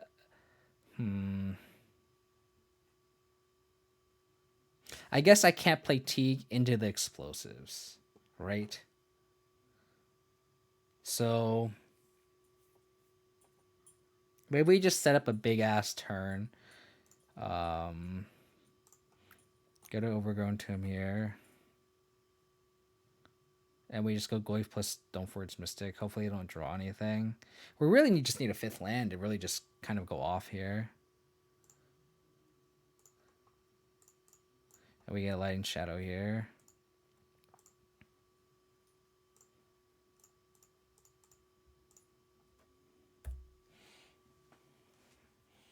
I mean, we could take a turn just to play E out, but maybe I'm being a little too passive. Gaddock kills E, yeah, exactly. Which is why I'm not going to cast Gaddock Teague first. Okay.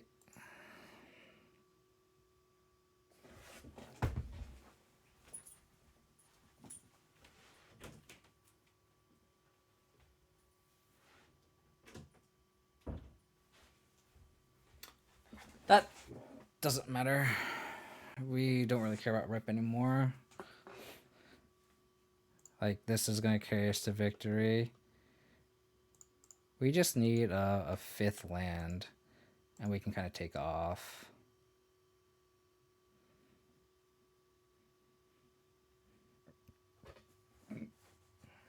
I mean, we've only... I guess we cracked a couple of fetches.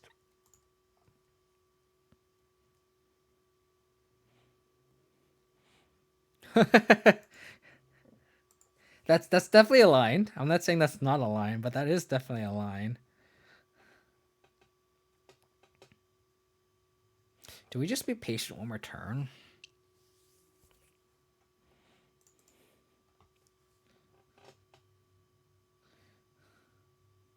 I think this is the turn we play EE out. Next turn we can, if we draw another land, we can go pop EE, flash and sword, equip sword, attack. So I think the upside's now very favorable.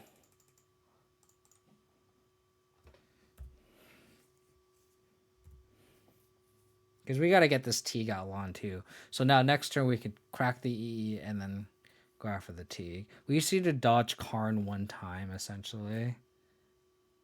So maybe I should have been more aggressive, because like them just having Karn really sucks. So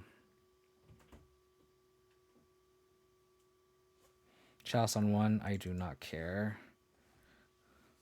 Like that, I really don't care about that. Foretold. So they have an Angel. Good to know. Because now we have a Gaddock. Like I just shut it off. Okay, that's not the best, but we can crack this. Probably attack. See if they trade with their 3 soldiers with this elephant. Which I would be down to take that trade. Yep. Teague to stop it. Teague does indeed stop it. And then we just... Oops. Teague. Teague is so good. Ever since the bannings, like Teague has just felt fantastic. There is some nombos with Lurrus that you see with engineer explosives and stuff, but you just gotta play around it. Just so good, just stopping these kind of random bombs. Just probably that angel card, yeah. So, oh, well, we have a decay for the angel, so it's not too bad. This is kind of annoying because like this foretold card is like hidden. Like you could easily forget about it. But I guess you could say the same about companions, right? So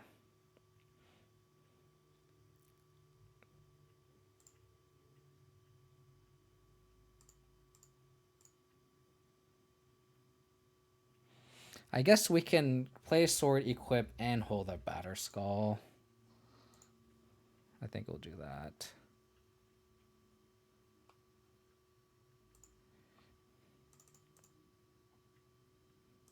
Do this. Equip here. We can start getting some life.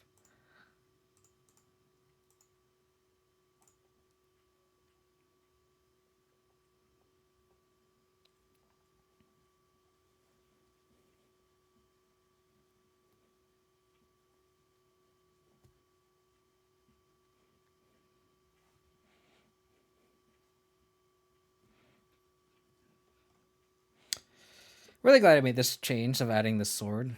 It sucks that it's into a rip, but I mean, it's the protection is what really matters, right? So, and then we can just batter skull in.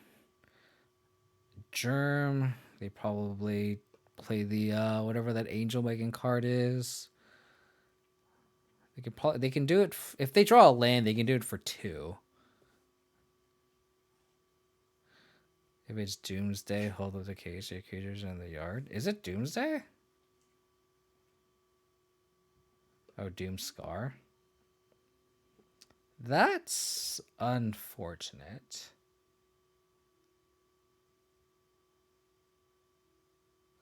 Do I want to decay the rest in peace in response to this?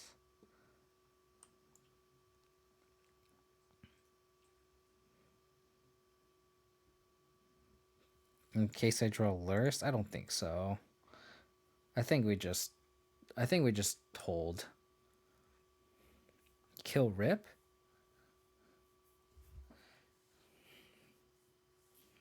The decay doesn't do anything though. But I guess if we draw a land, we can go Liliana plus and play a land and cast Batterskull. Oh, that's fair. That's fair. That is fair.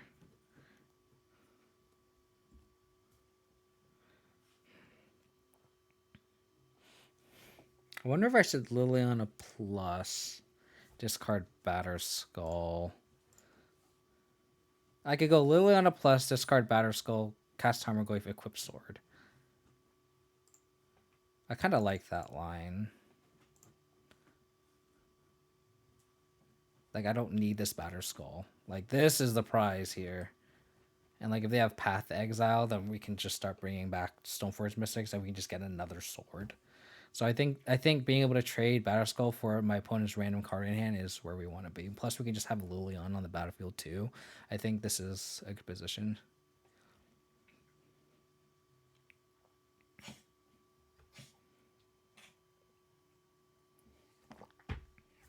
Man, this league has been a slog, dude.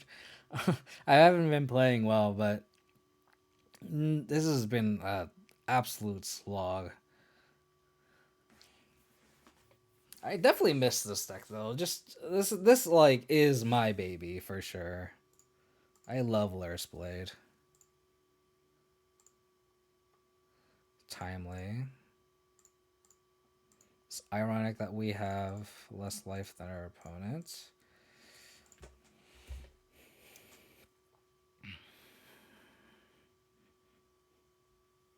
Okay. Scoos.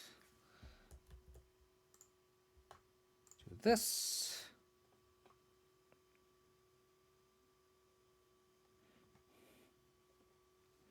Activate Liliana. Attack. Bring back Stoneforge Mystic. Play Sword.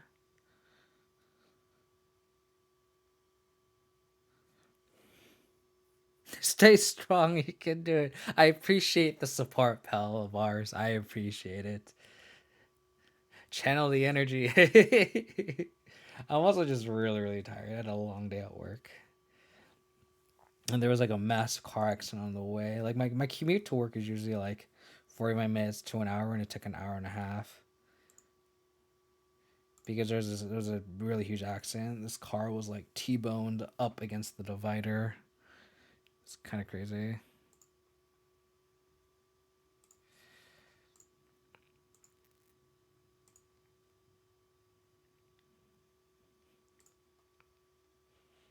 Let's bring back Stoneforge Mystic. Yes. Let's cast Stoneforge Mystic. Yes. Get sword. Oh, the card advantage. The card advantage. The card advantage. I mean, if they have a Wrath, it kind of sucks. But then we just have a Liliana too. Maybe I should have held a creature back to a Wrath. Like, maybe I should have... No, but we have to keep plusing this Liliana, right? I don't think I can, like, not plus. They upkeep Scry. That's good for us. That means they... Whatever they drew off last turn is nothing. I mean, if they have... Okay, well, they have the land, so they can hardcast Doomscar if need be.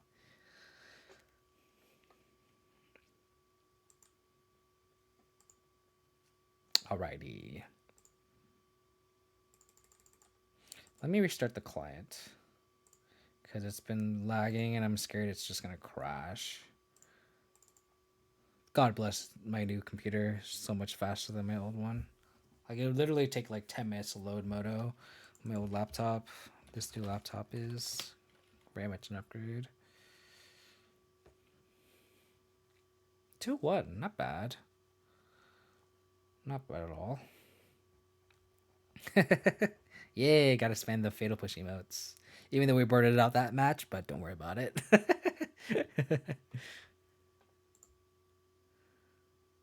So lost to Elves, beat Goblins, and Mono White Prison. We can call that Mono White Prison, right? Alright, while this is loading, I'm gonna be right back. I'm gonna get some water. So just give me like a minute or two. I'll be right back. Thanks everyone. Be right back.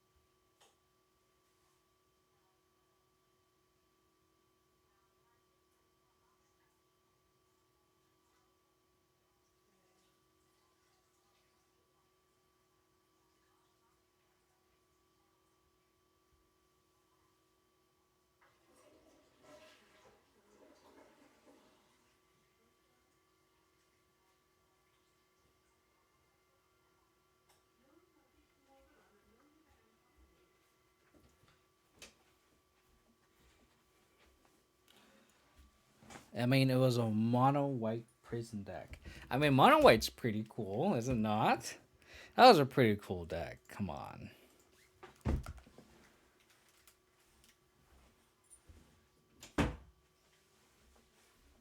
not saying it was good, but it was a cool deck. There's still 3 swords that haven't been printed yet. You mean like in terms of color combinations? So Selesnia's missing. There's a blue-white one, right? It's like a sort of lawn piece or something like that. Some bullshit. Rakdos, Dimir, Selesnia. So there's a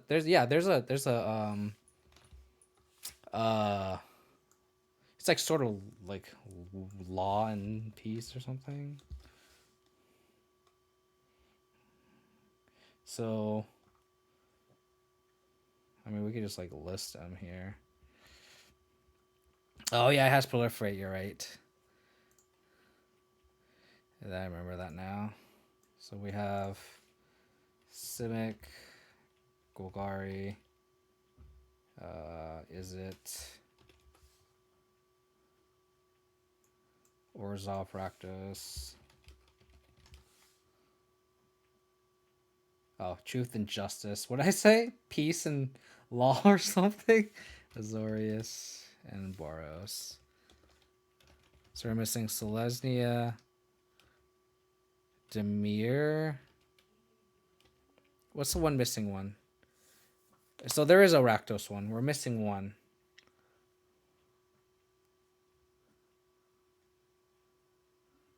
Blue, blue, blue, blue, black, black, black, black, red, green, Gruul. Okay. I mean, maybe they're in the next Modern Masters, right? That'd be kind of a cool card to print in there.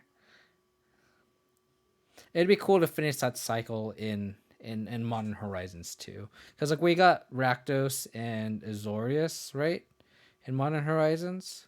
So it makes sense to give at least 2 of them in the next set. That'd be a pretty cool card. Because I don't think we're going back to Mirrodin anytime soon. So, in which case, I don't know if we'd want any of those. I think protection from black and green and blue and red are pretty good. Unless the triggers are really, really, really, really good. Which I doubt. Like, the latest swords is not as good as the original swords. That being said, Feast and Famine is good, though. But, like, is it better than... I guess the ranking would be, like, Sophie, Feast and Famine, Light and Shadow, and then there's a huge drop-off, right? There's another 2 I don't play because I feel like blue is crap to get protection from right now. But the Sword and Fire and Ice trigger is so good.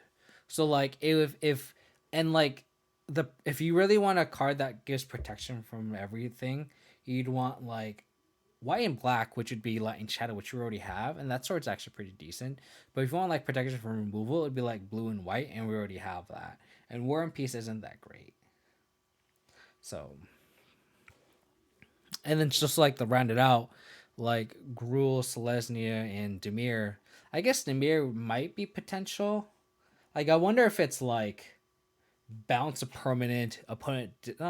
This card's already by Sword and Feast of Man. So what would be like a black? Because we already got recursion and discard. So like, what's another good black mechanic that we'd want on a sword trigger? I don't think there's much left. Like, what else does black do? Like, draw a card and lose a life or something? But, like, losing a life is like... But then you already have that at sort of Fire and Ice, so it's like, why would you want that? Probably Mill. But Mill is on the Simic one. On Binding of Mind. It already has a Mill mechanic.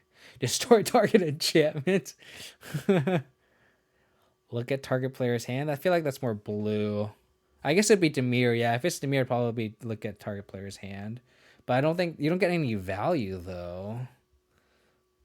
It'd be interesting. It'd be cool to design in the swords, the leftover swords. Selesnia's probably like make a dude, which would be very powerful. Like make a 1/1 and like I don't know, some shitty effect. Stomping ground. Is this Ponza?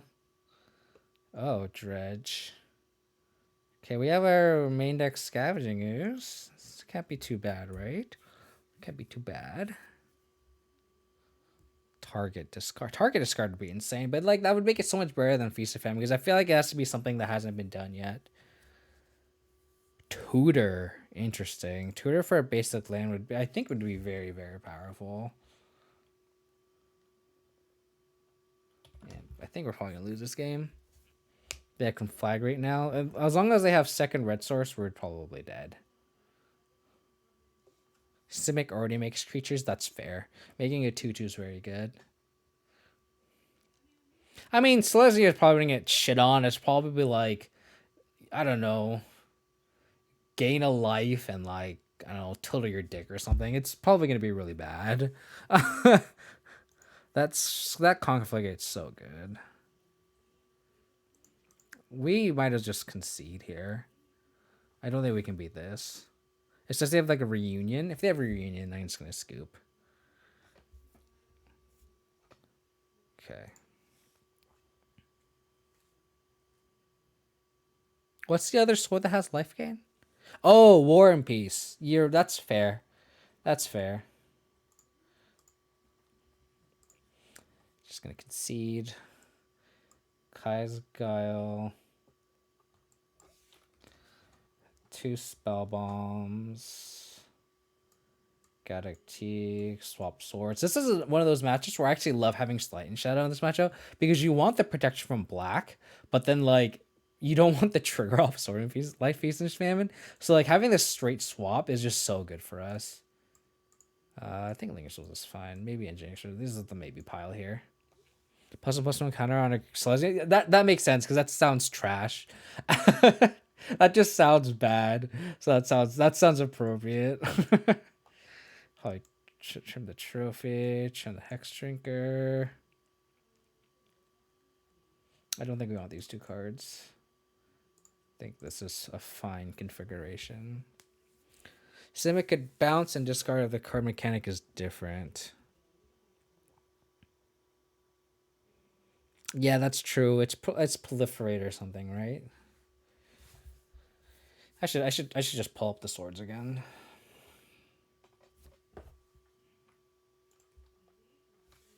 Just garbage enough, exactly. I mean, it just absolutely destroys us, but luckily no one will play it because it'll probably be trash. Yeah,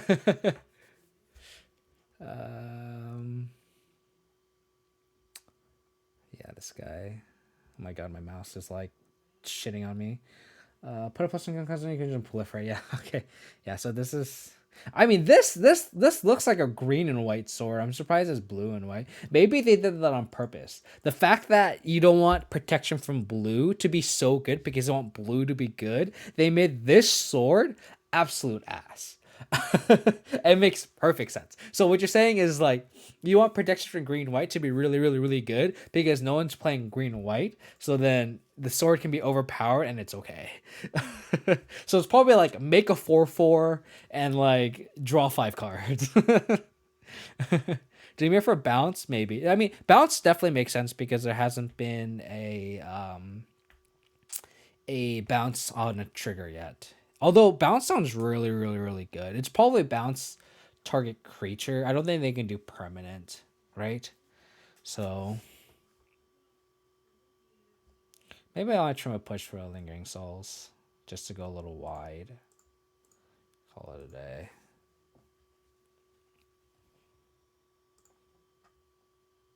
Jesus.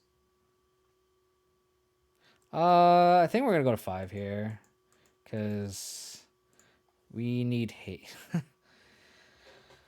Oh, where are our sideboard cards? Like our first 2 heads were just unplayable, and then our next our 5 and 4s weren't great. Or sorry, 6 and 5s aren't great. Path to Exile plus gain 6 life? Man, that'd be crazy.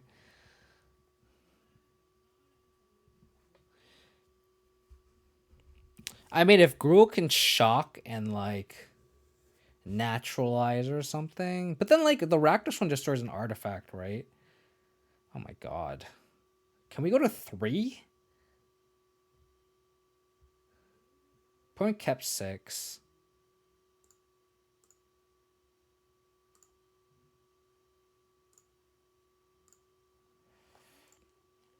Hopefully, just top deck like a god. Ugh, they have the other Shriekhorn. Maybe I should have taken the Decay, but, like, we're not winning this game. We just got destroyed. Yeah, maybe I should have taken the Decay.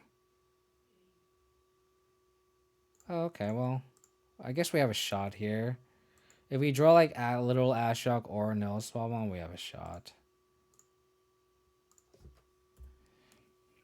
Maybe I should have just gone to 3. I think that's possible, though.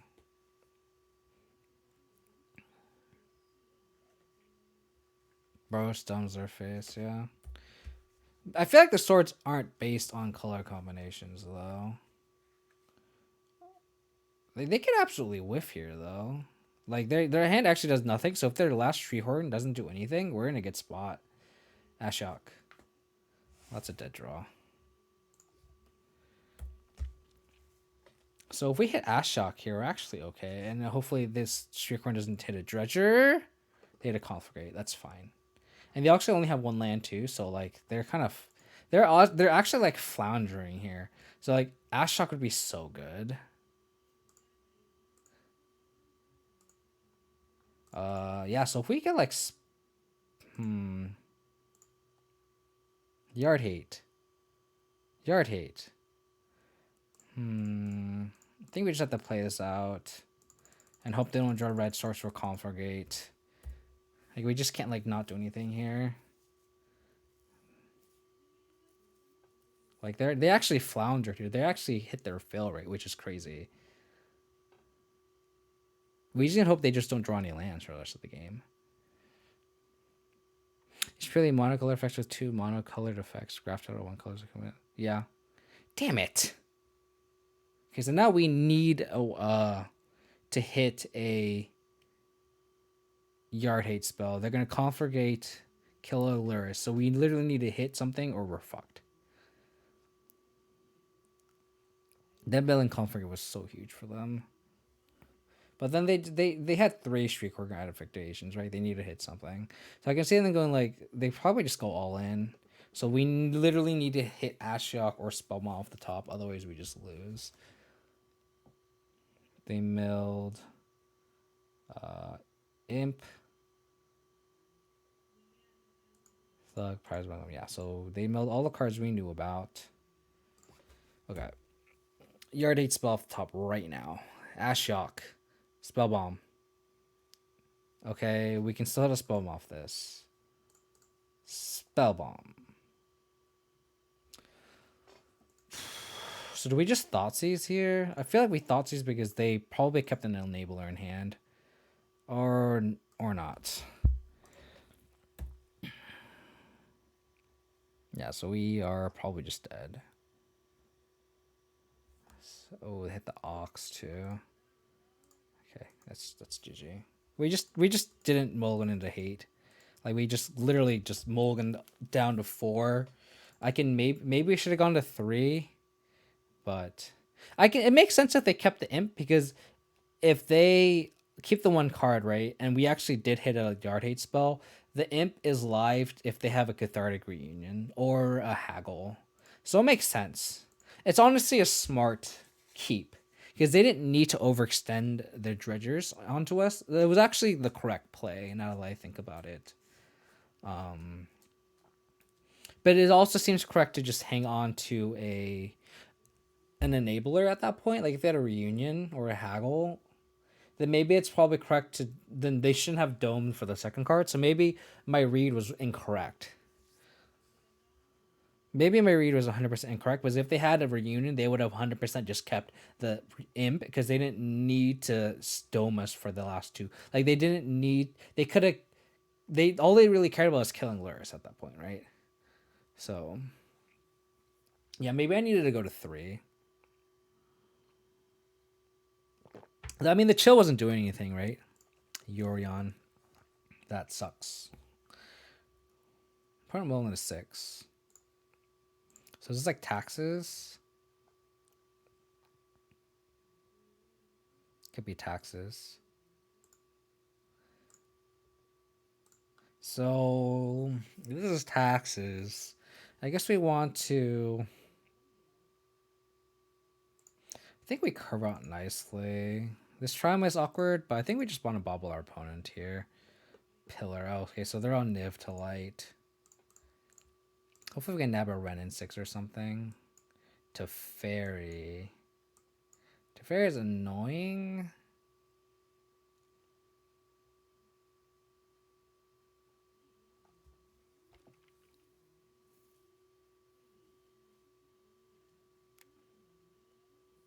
Then they want to keep the chill, won't they? So they can discard immediately with the union.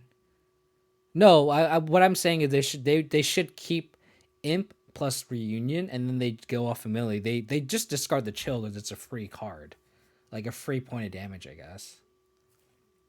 Like I guess it gets to the point where they can hard cast it, but like the chill in hand does nothing.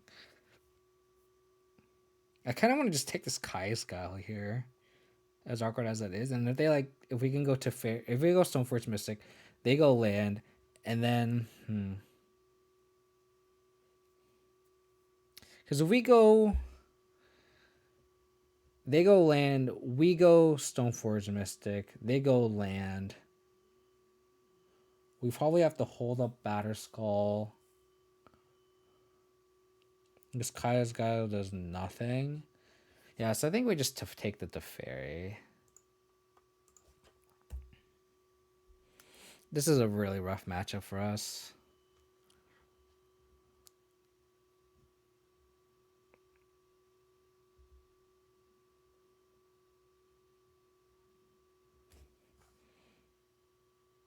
Misty. Okay. Land is kind of nice. Because we can Liliana on turn 3 if we feel inclined to, but I don't think that's the case.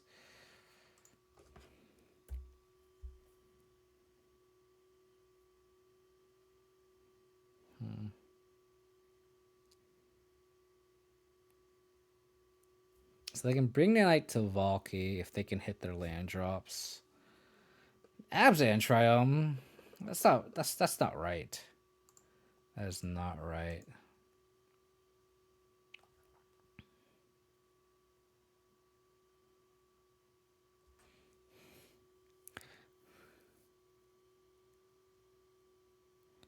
No, but like it leaves into the out of them being able to crawl back, right? It makes sense. I think we're gonna bobble ourselves. See if we want to draw it. We're in Catacombs. I think we want to shuffle it away.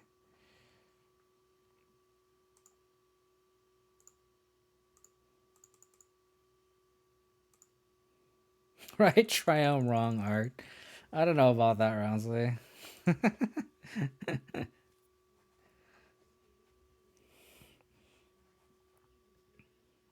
I probably want another. Oh, this is tough. Because this Nissa is also just looming doom.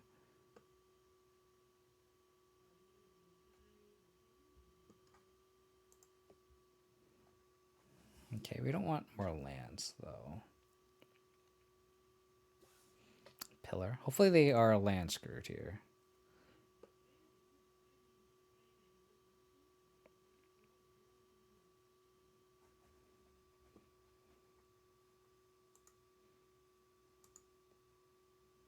And they just only have a Kaya's Guile, which I don't care about. And then next turn we'll probably just go Liliana plus. Play the Triumph. Ooh, I can go Stoneforge Mystic too. That's interesting. Yeah, I might just go double threat here. But they can bring a light into a wrath. So do I just want a Lily on a plus here?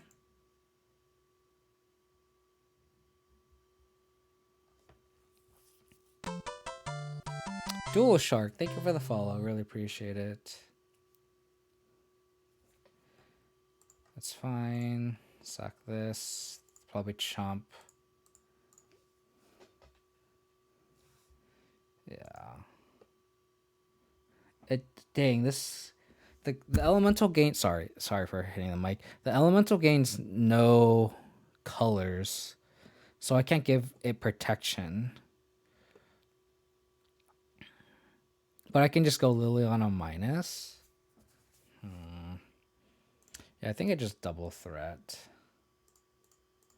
Get a Sword of Feast and Famine. If they go Liliana plus, we can go Liliana minus. Yeah, I think that's the line. Oops, can't cycle. What am I doing? We just hope they just don't draw lands. Like, they could bring light into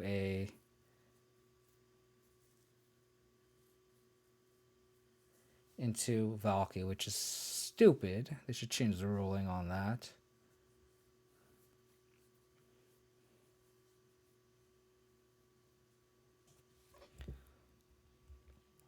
So they're stuck on 3 lands. Exactly what we wanted. It's Teferi. Oh. Sure. They're going to take the sword? That's fine. That's fine, because they take 11 next turn. They name. It's fine. It's kind of a cool card, man. Deck. It's kind of like Pioneer, right? Where if you're against like Hillier or something, you just name combo, or if you name Inverter, you name Inverter. It makes sense. It's kind of a cool card.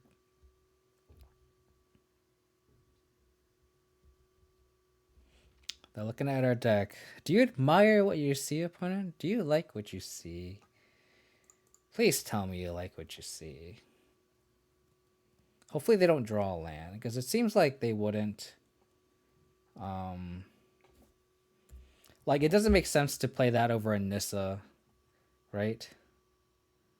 Yeah. This push doesn't do anything. Actually, I take that back. It does something. Unban GT. I take that back, because if they go Nissa plus, we can just push it. But then we can also just Liliana minus them. I'm still going to plus discard Triumph. And then just hold the Fatal Push. Discard Nissa. So they need literal Wrath here. In which case I can just crack and hopefully hit a creature. If we can steal game 1, that'd be huge. Nice.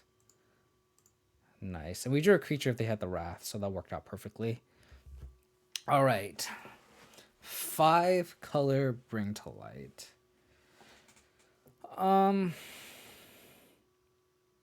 Gaddock seems sweet. Ashock seems fantastic.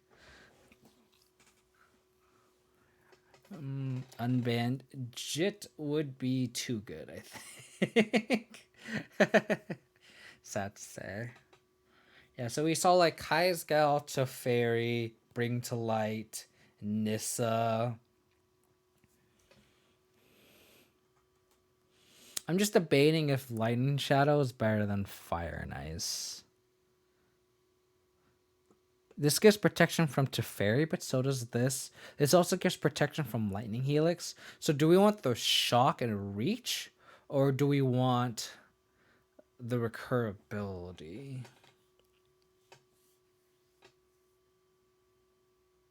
I think Fire and Ice is better than Lightning Shadow. Not by much, but I think the Shock is relevant. I think we just board out these removal spells.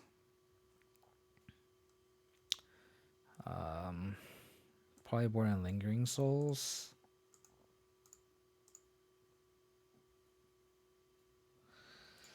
Yeah, I think this is... Oh, I should have brought in Deadweight against Dredge. I think Deadweight's kind of a cute way to like stabilize. Kill their Stinkweed Imps, and then like exiling it and then recur it back. It's better than Fatal Push. I think Deadweight should have been the card I brought in. I messed up there. Is this fine? I don't think I want Kaya's Guile. Don't want Fulminator. Don't want Spellbomb. I don't want...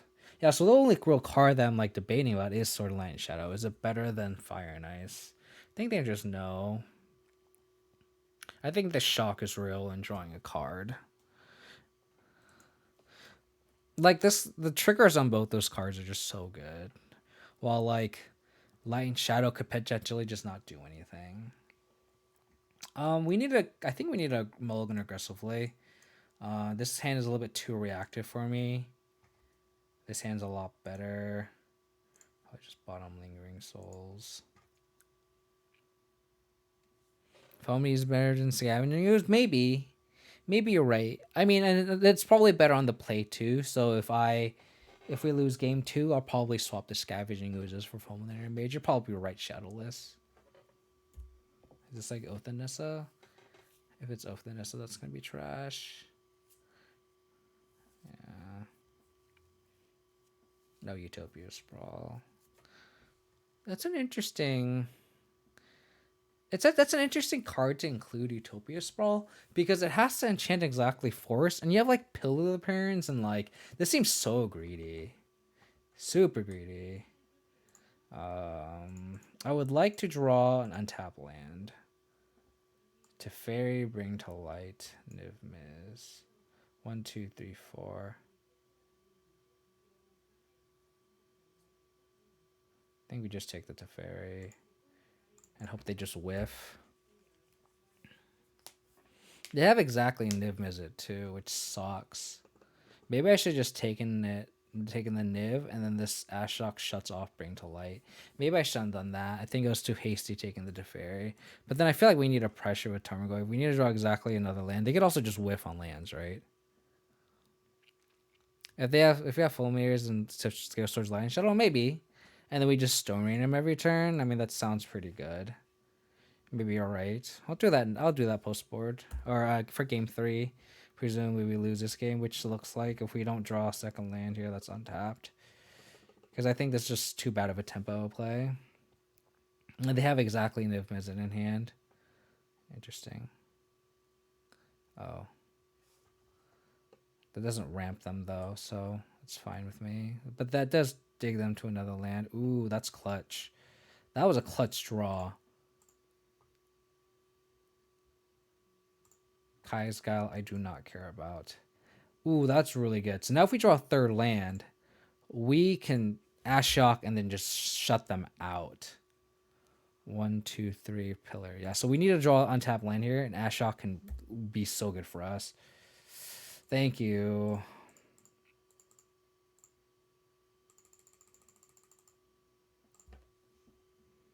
And then shuts off Bring to Light.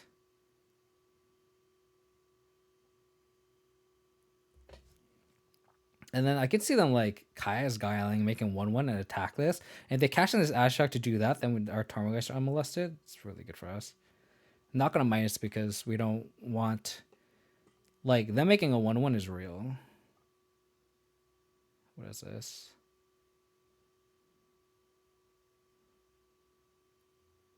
No.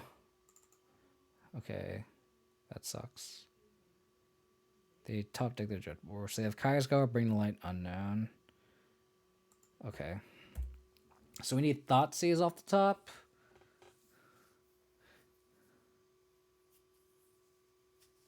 Thoughtseize off the top. Because they had the Kaya's Guile for the Gaddock. Fuck. So now they can Bring to Light for Tybalt. So annoying. 1, 2, 3, 4, 5. Fuck.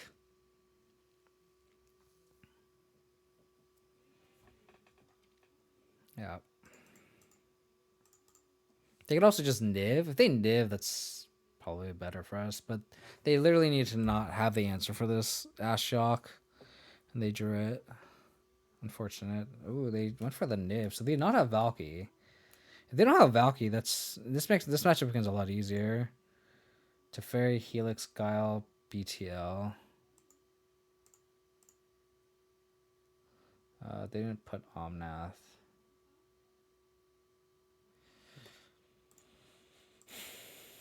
So they have these 5 cards in hand.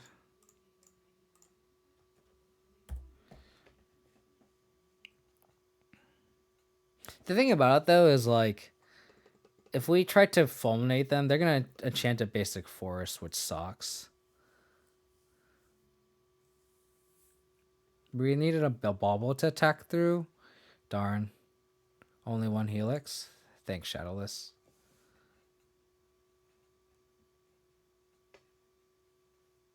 So they have Teferi, Helix, Guile, BTL. Teferi, Helix, Guile, BTL. Yeah. So Guile-less. Okay.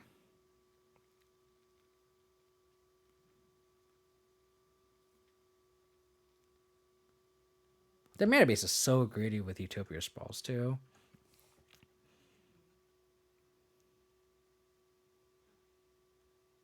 I think make a sack, make a 1/1 is the best Chaos Gala mode because it insulates them from Liliana, and that's how we win this game. If they don't do that, Liliana is such a great draw for us, and then we can crawl back out of it.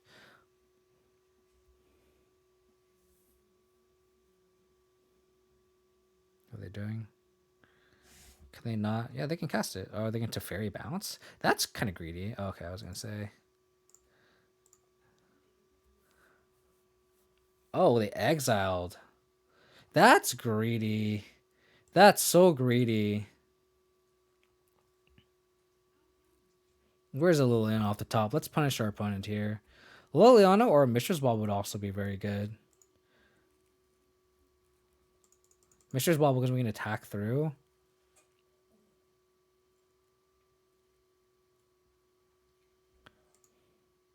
Liliana at the top. Liliana. They have BTL too. So, like, killing this Niv-Mizzet doesn't do anything. And they're not attacking either. I think we just play a second Tarmogoyf. Because they're definitely incentivized just to spend a whole turn literally to Kai's got less. And ramp, but, like... I don't think we trophy here. Doesn't do anything.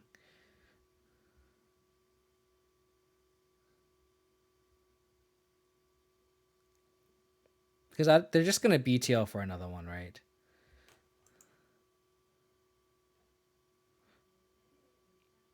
I could see that too, but like we also need to answer the 6/6. So I don't think we can attack their mana. Like I think that's a good play if they didn't have a 6/6 flyer in play, but the fact that they do, it makes me not want to do that.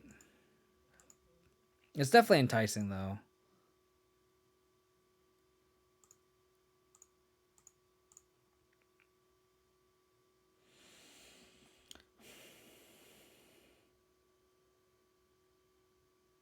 I mean, if we're gonna trophy, we have to trophy now because of the Teferi. Or we could just trophy.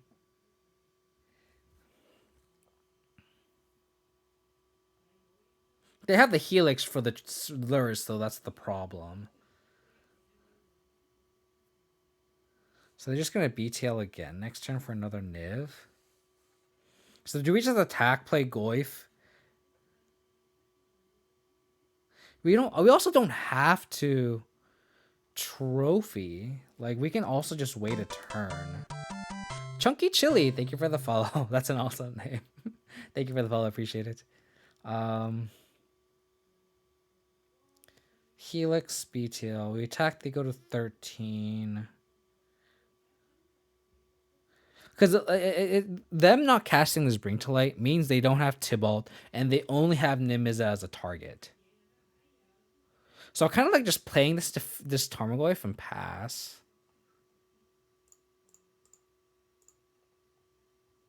Right? Like it doesn't make sense for them to not play this BTL. We go, but then the thing is, like, we take a hit off 6, and then we are also just dead to Niv Mizzet plus Lightning X. No, we go to 1. Do we care about this Teferi, though? 1, 2, 3, 4, 5, 6, 7, 8. They can also just get Yuri on and bring it back. It's not bad either. It's just a very awkward spot. How's it going, Spider?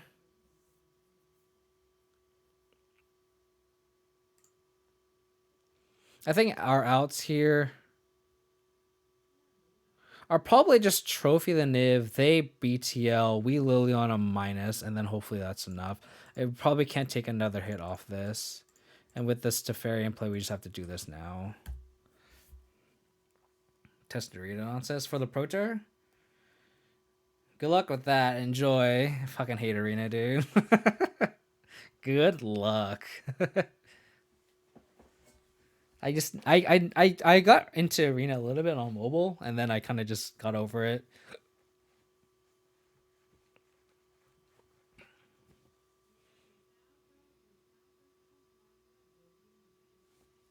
Huh. Okay, that's fine. So they have BTL Helix. Oh, the Helix in me. So they can they BTL for something that costs this 5 damage? Because that'd be crazy.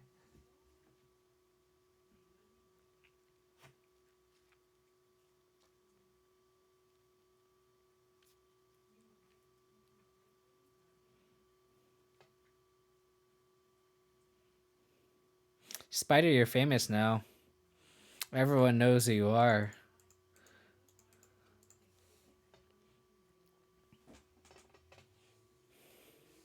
Oh, they did have this.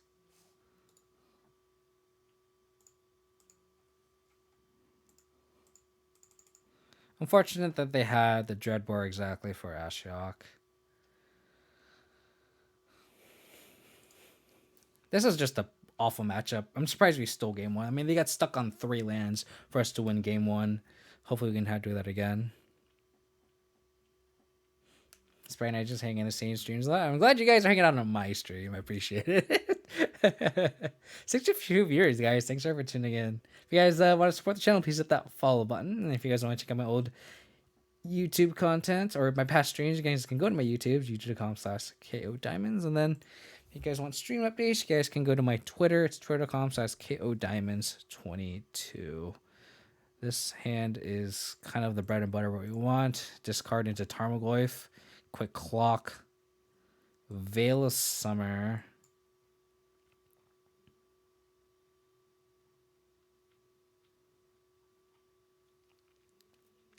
I think we just take the Kolaghan's Command. It's a card that shits on this the most because we're gonna kind of lean on this Stoneforge Mystic, and we can just go. Yeah, the way we navigate this hand, definitely not taking the Veil because they're probably going to tap out for Dreadbore, and then we can go Thoughtseize. The problem is I think we just have to take this Kolaghan's Command. We go Kolaghan's Command. They probably Dreadbore.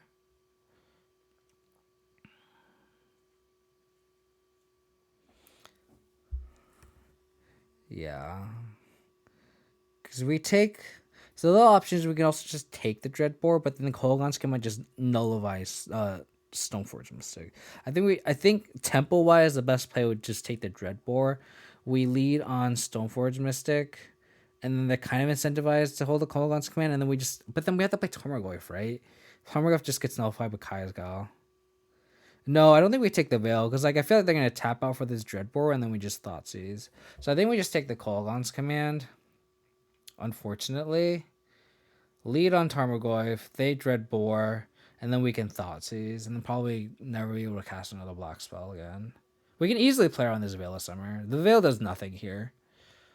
I think we take the Kolaghan's Command. That's the card that, like the way we win this game is Stoneforge Mystic.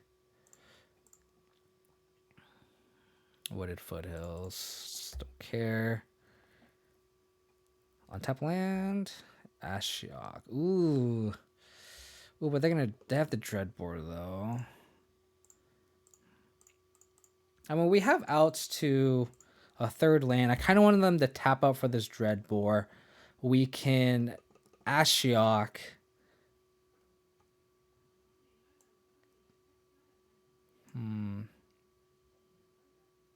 They're just mocking me getting the Abzan.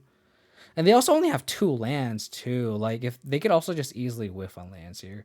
They take that. So if they Dreadboard here, that's also fantastic. There's also another line where we can Thoughtseize the Kaya's Guile and Stoneforge Mystic if we draw a white source, an untapped white source. They're gonna hold a Veil. Wow, that's so good for us. That's so good for us. They're that invested in Veil of Summer, which makes sense because that screams that they didn't draw a third land, and they're just hoping that we play a black card to cycle this Veil of Summer. I think I'm just gonna pass. I guess I just have to pass. I can't play Stoneforge Mystic. I wish I could. No third land. Damn it.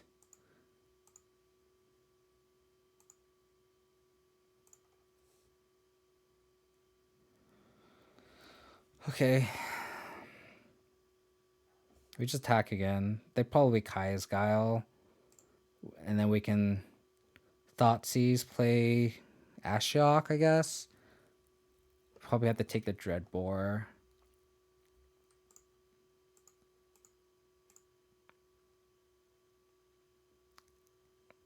Okay, they're not playing it, which is fair.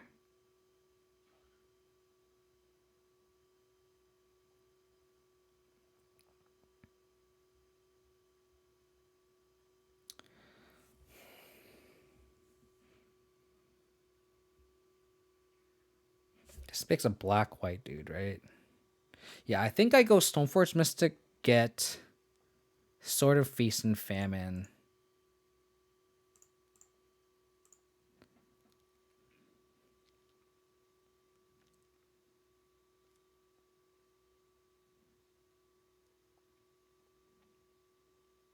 I can see them going like Kaya's Guile this turn at the end of my turn, and then, ooh, okay, if they cast this now, that's fantastic.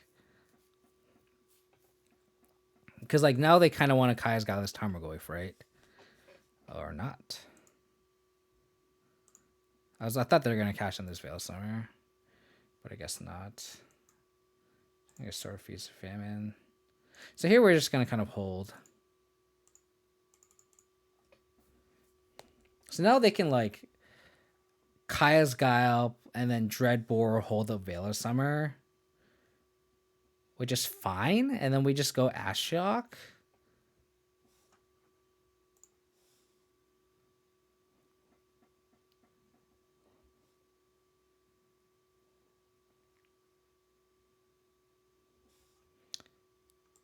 Gain 4.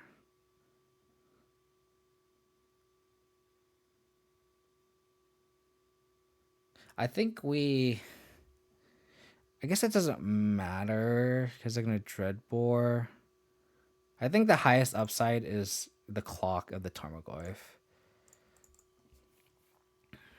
So they have 3 known cards. Hopefully they don't draw a 4th land. Hopefully we draw a 5th land, though. I guess, yeah, because they can Dreadboar plus hold up Veil.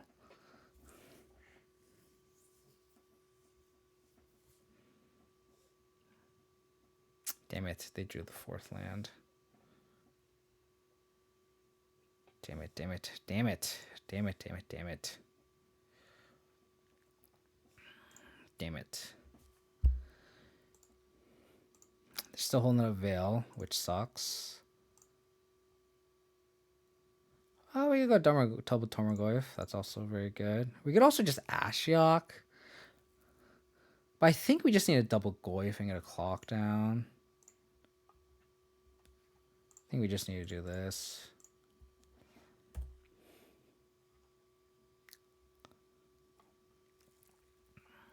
And if we draw a 5th land, we can go Sword Equip, knowing that they don't have a instant speed removal spell. We can kind of ignore this Teferi for 1 turn. Damn, that Kaya's guy was so clutch. Otherwise, we'd have lethal on board. Okay.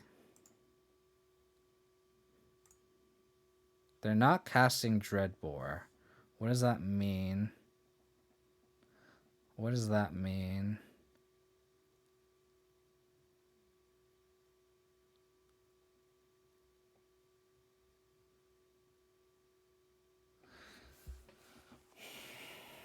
What does that mean? They have Veil of Summer. Oh, it does make Dreadbore instant speed. You're right. Thank you. In which case, I probably just Ashiok. Yeah, so I don't play the sword, but I think I do play as Ashiok then. I think we just attack opponent, they Dreadbore, and then we plant this Ashiok down. And hopefully they don't draw any fetch lands or any, or if they just lands, it's just fetch lands. I think we can ignore the Teferi, because we have the decay for it, if need be. So let's just attack.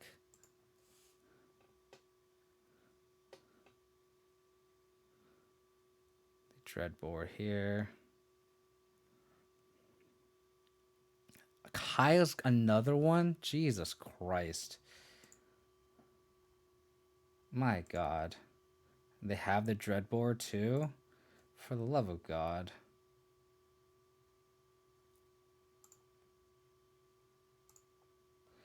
Okay, so I think here... I think we just do Slam Ashiok and Decay the Teferi. I guess I missed out on a point of damage. I could have decayed this before combat. This matchup's really bad, Spider. You're not wrong. Yeah, I think we just we decay the Teferi and Ashiok, and then just hope they don't have anything. Do we want to go to 15? I think we can afford it. Go to Temple Garden. Decay this. Oh, fuck. I forgot they have... I'm so stupid. I am so stupid. I've been trying to play Veil of Summer this whole game, and then I just fucking do that. And I just forgot about Veil of Summer.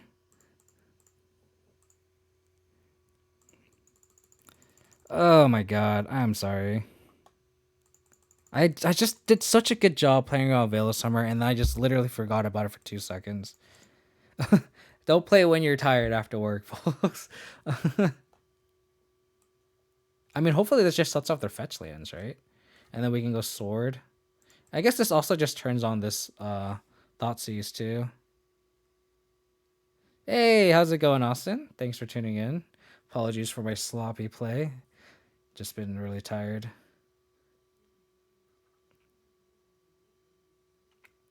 And they had the Dreadful for this Ashiok. I'm just playing so bad. I could have just Thoughtseize and then played the Ashiok next turn. I'm just being really stupid. I verbally said I was gonna do, and then I just literally contradicted the line of thoughts that I had. Like, what am I doing here? I'm like, I can play around the Bloodborne and there's Veil of Summer, and I'm just like, I'm gonna walk my plays into the known cards. Oh my goodness gracious. Birds of Paradise.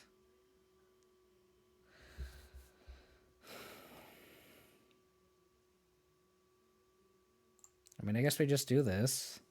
It's free. They Veil, which is fine. Yeah. It's just fine.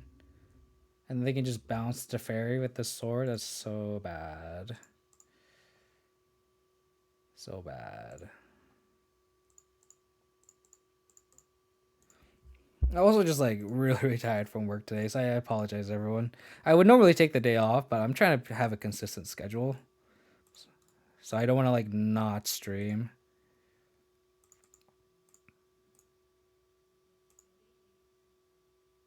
Yeah.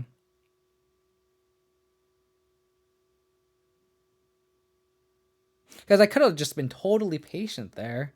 Like, I could have just, like... Well, I guess it didn't matter. They have the second Veil of Summer, right? So, I guess it didn't matter, quote-unquote.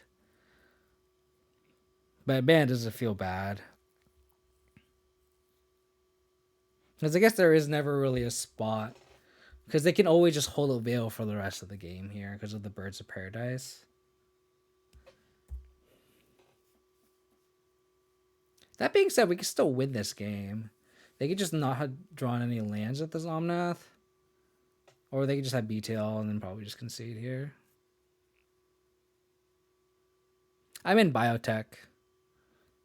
So I make tests I'm in QC to be specific. So I make tests to make sure the drugs that we make are up to compliance. I guess it's more research based, just to make sure our drugs are actually doing what we want them to do.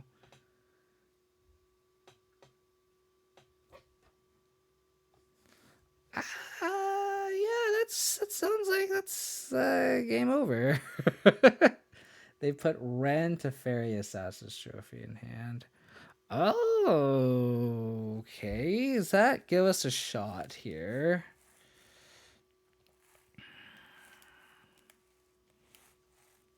They have the trophy. So let's actually like look at what they drew. Ren to Fairy Trophy.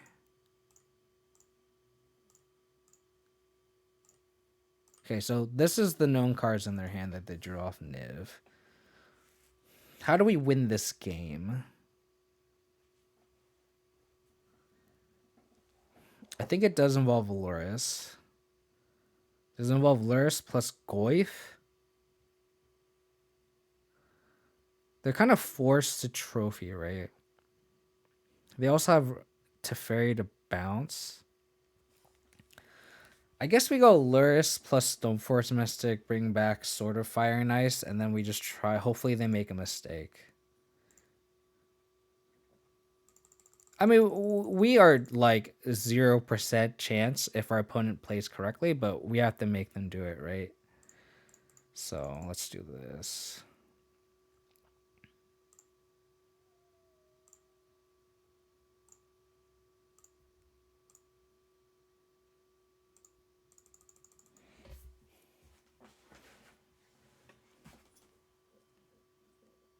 I mean, we take 10. We're not blocking here. Oh, they just gain. I fucking hate Omnath so much. Like, what is this card? Like, what is this card? My goodness gracious.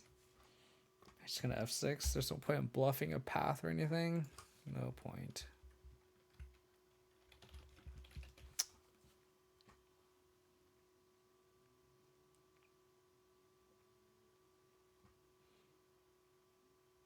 I mean, if they, like, I don't know.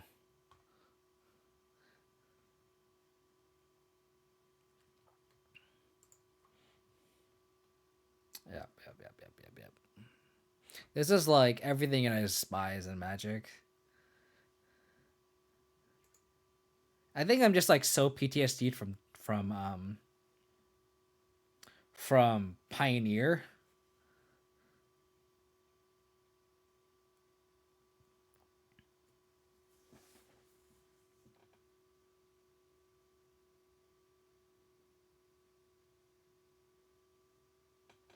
They can just trophy our equipment, right?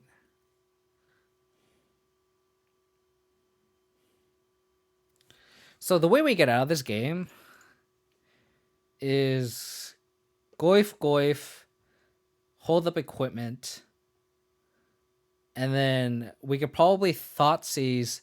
We could try to take the trophy, and then we can equip and attack. So I think that's the line we have to take. It's not good. It's not a good line, but it's all we have.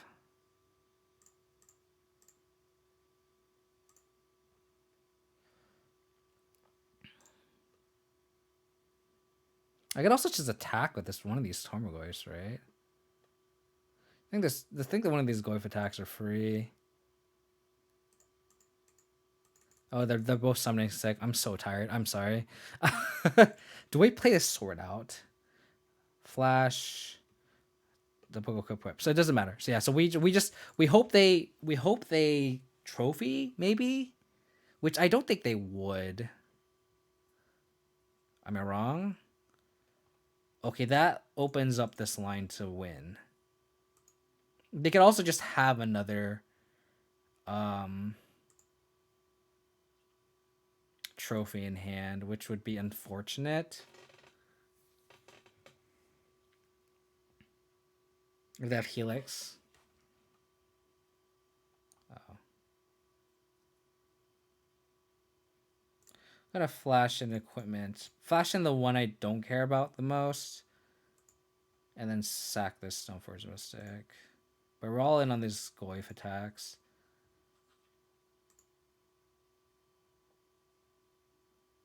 Yeah, so they have 7 in the air. If they they have Ren and 6 too. So that's just game over. They just had it lethal. Yep. GG. Make them do it. But does not look good. Yep.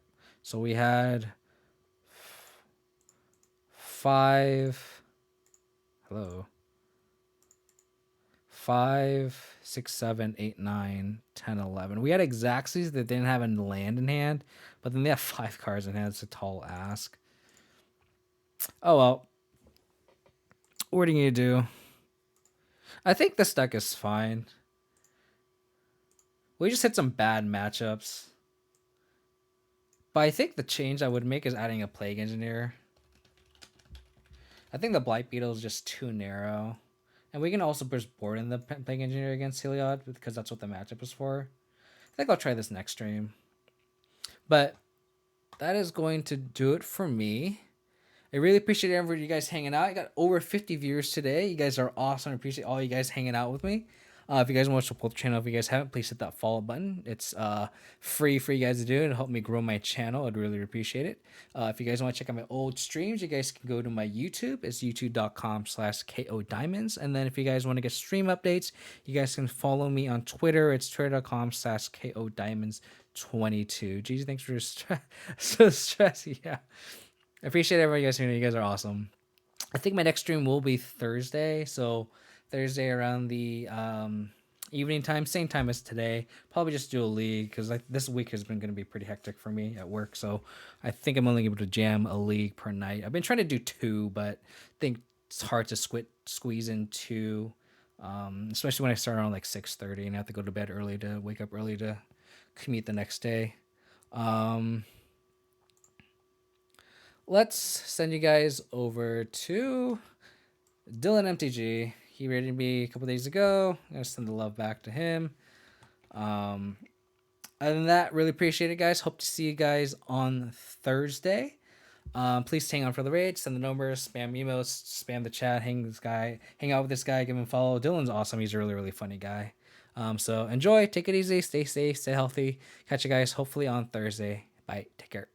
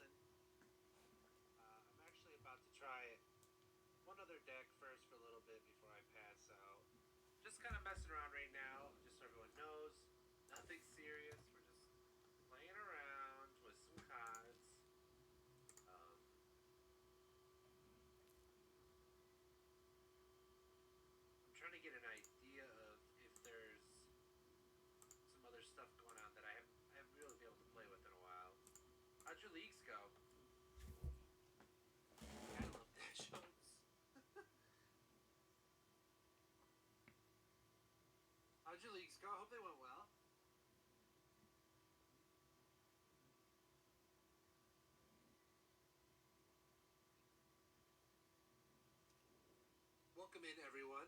I hope Abzan was a good stream for you. Rough draws was fun nonetheless. Yeah, we played with Rainbow Storm and went 1-4, but it was fun. Basically, think normal Storm, but with the ability to like channel up the suns into Bring to Light, into Valky, or like into Gifts, or Past in Flames, or a bunch of stuff like that. Basically, whatever we wanted in the deck.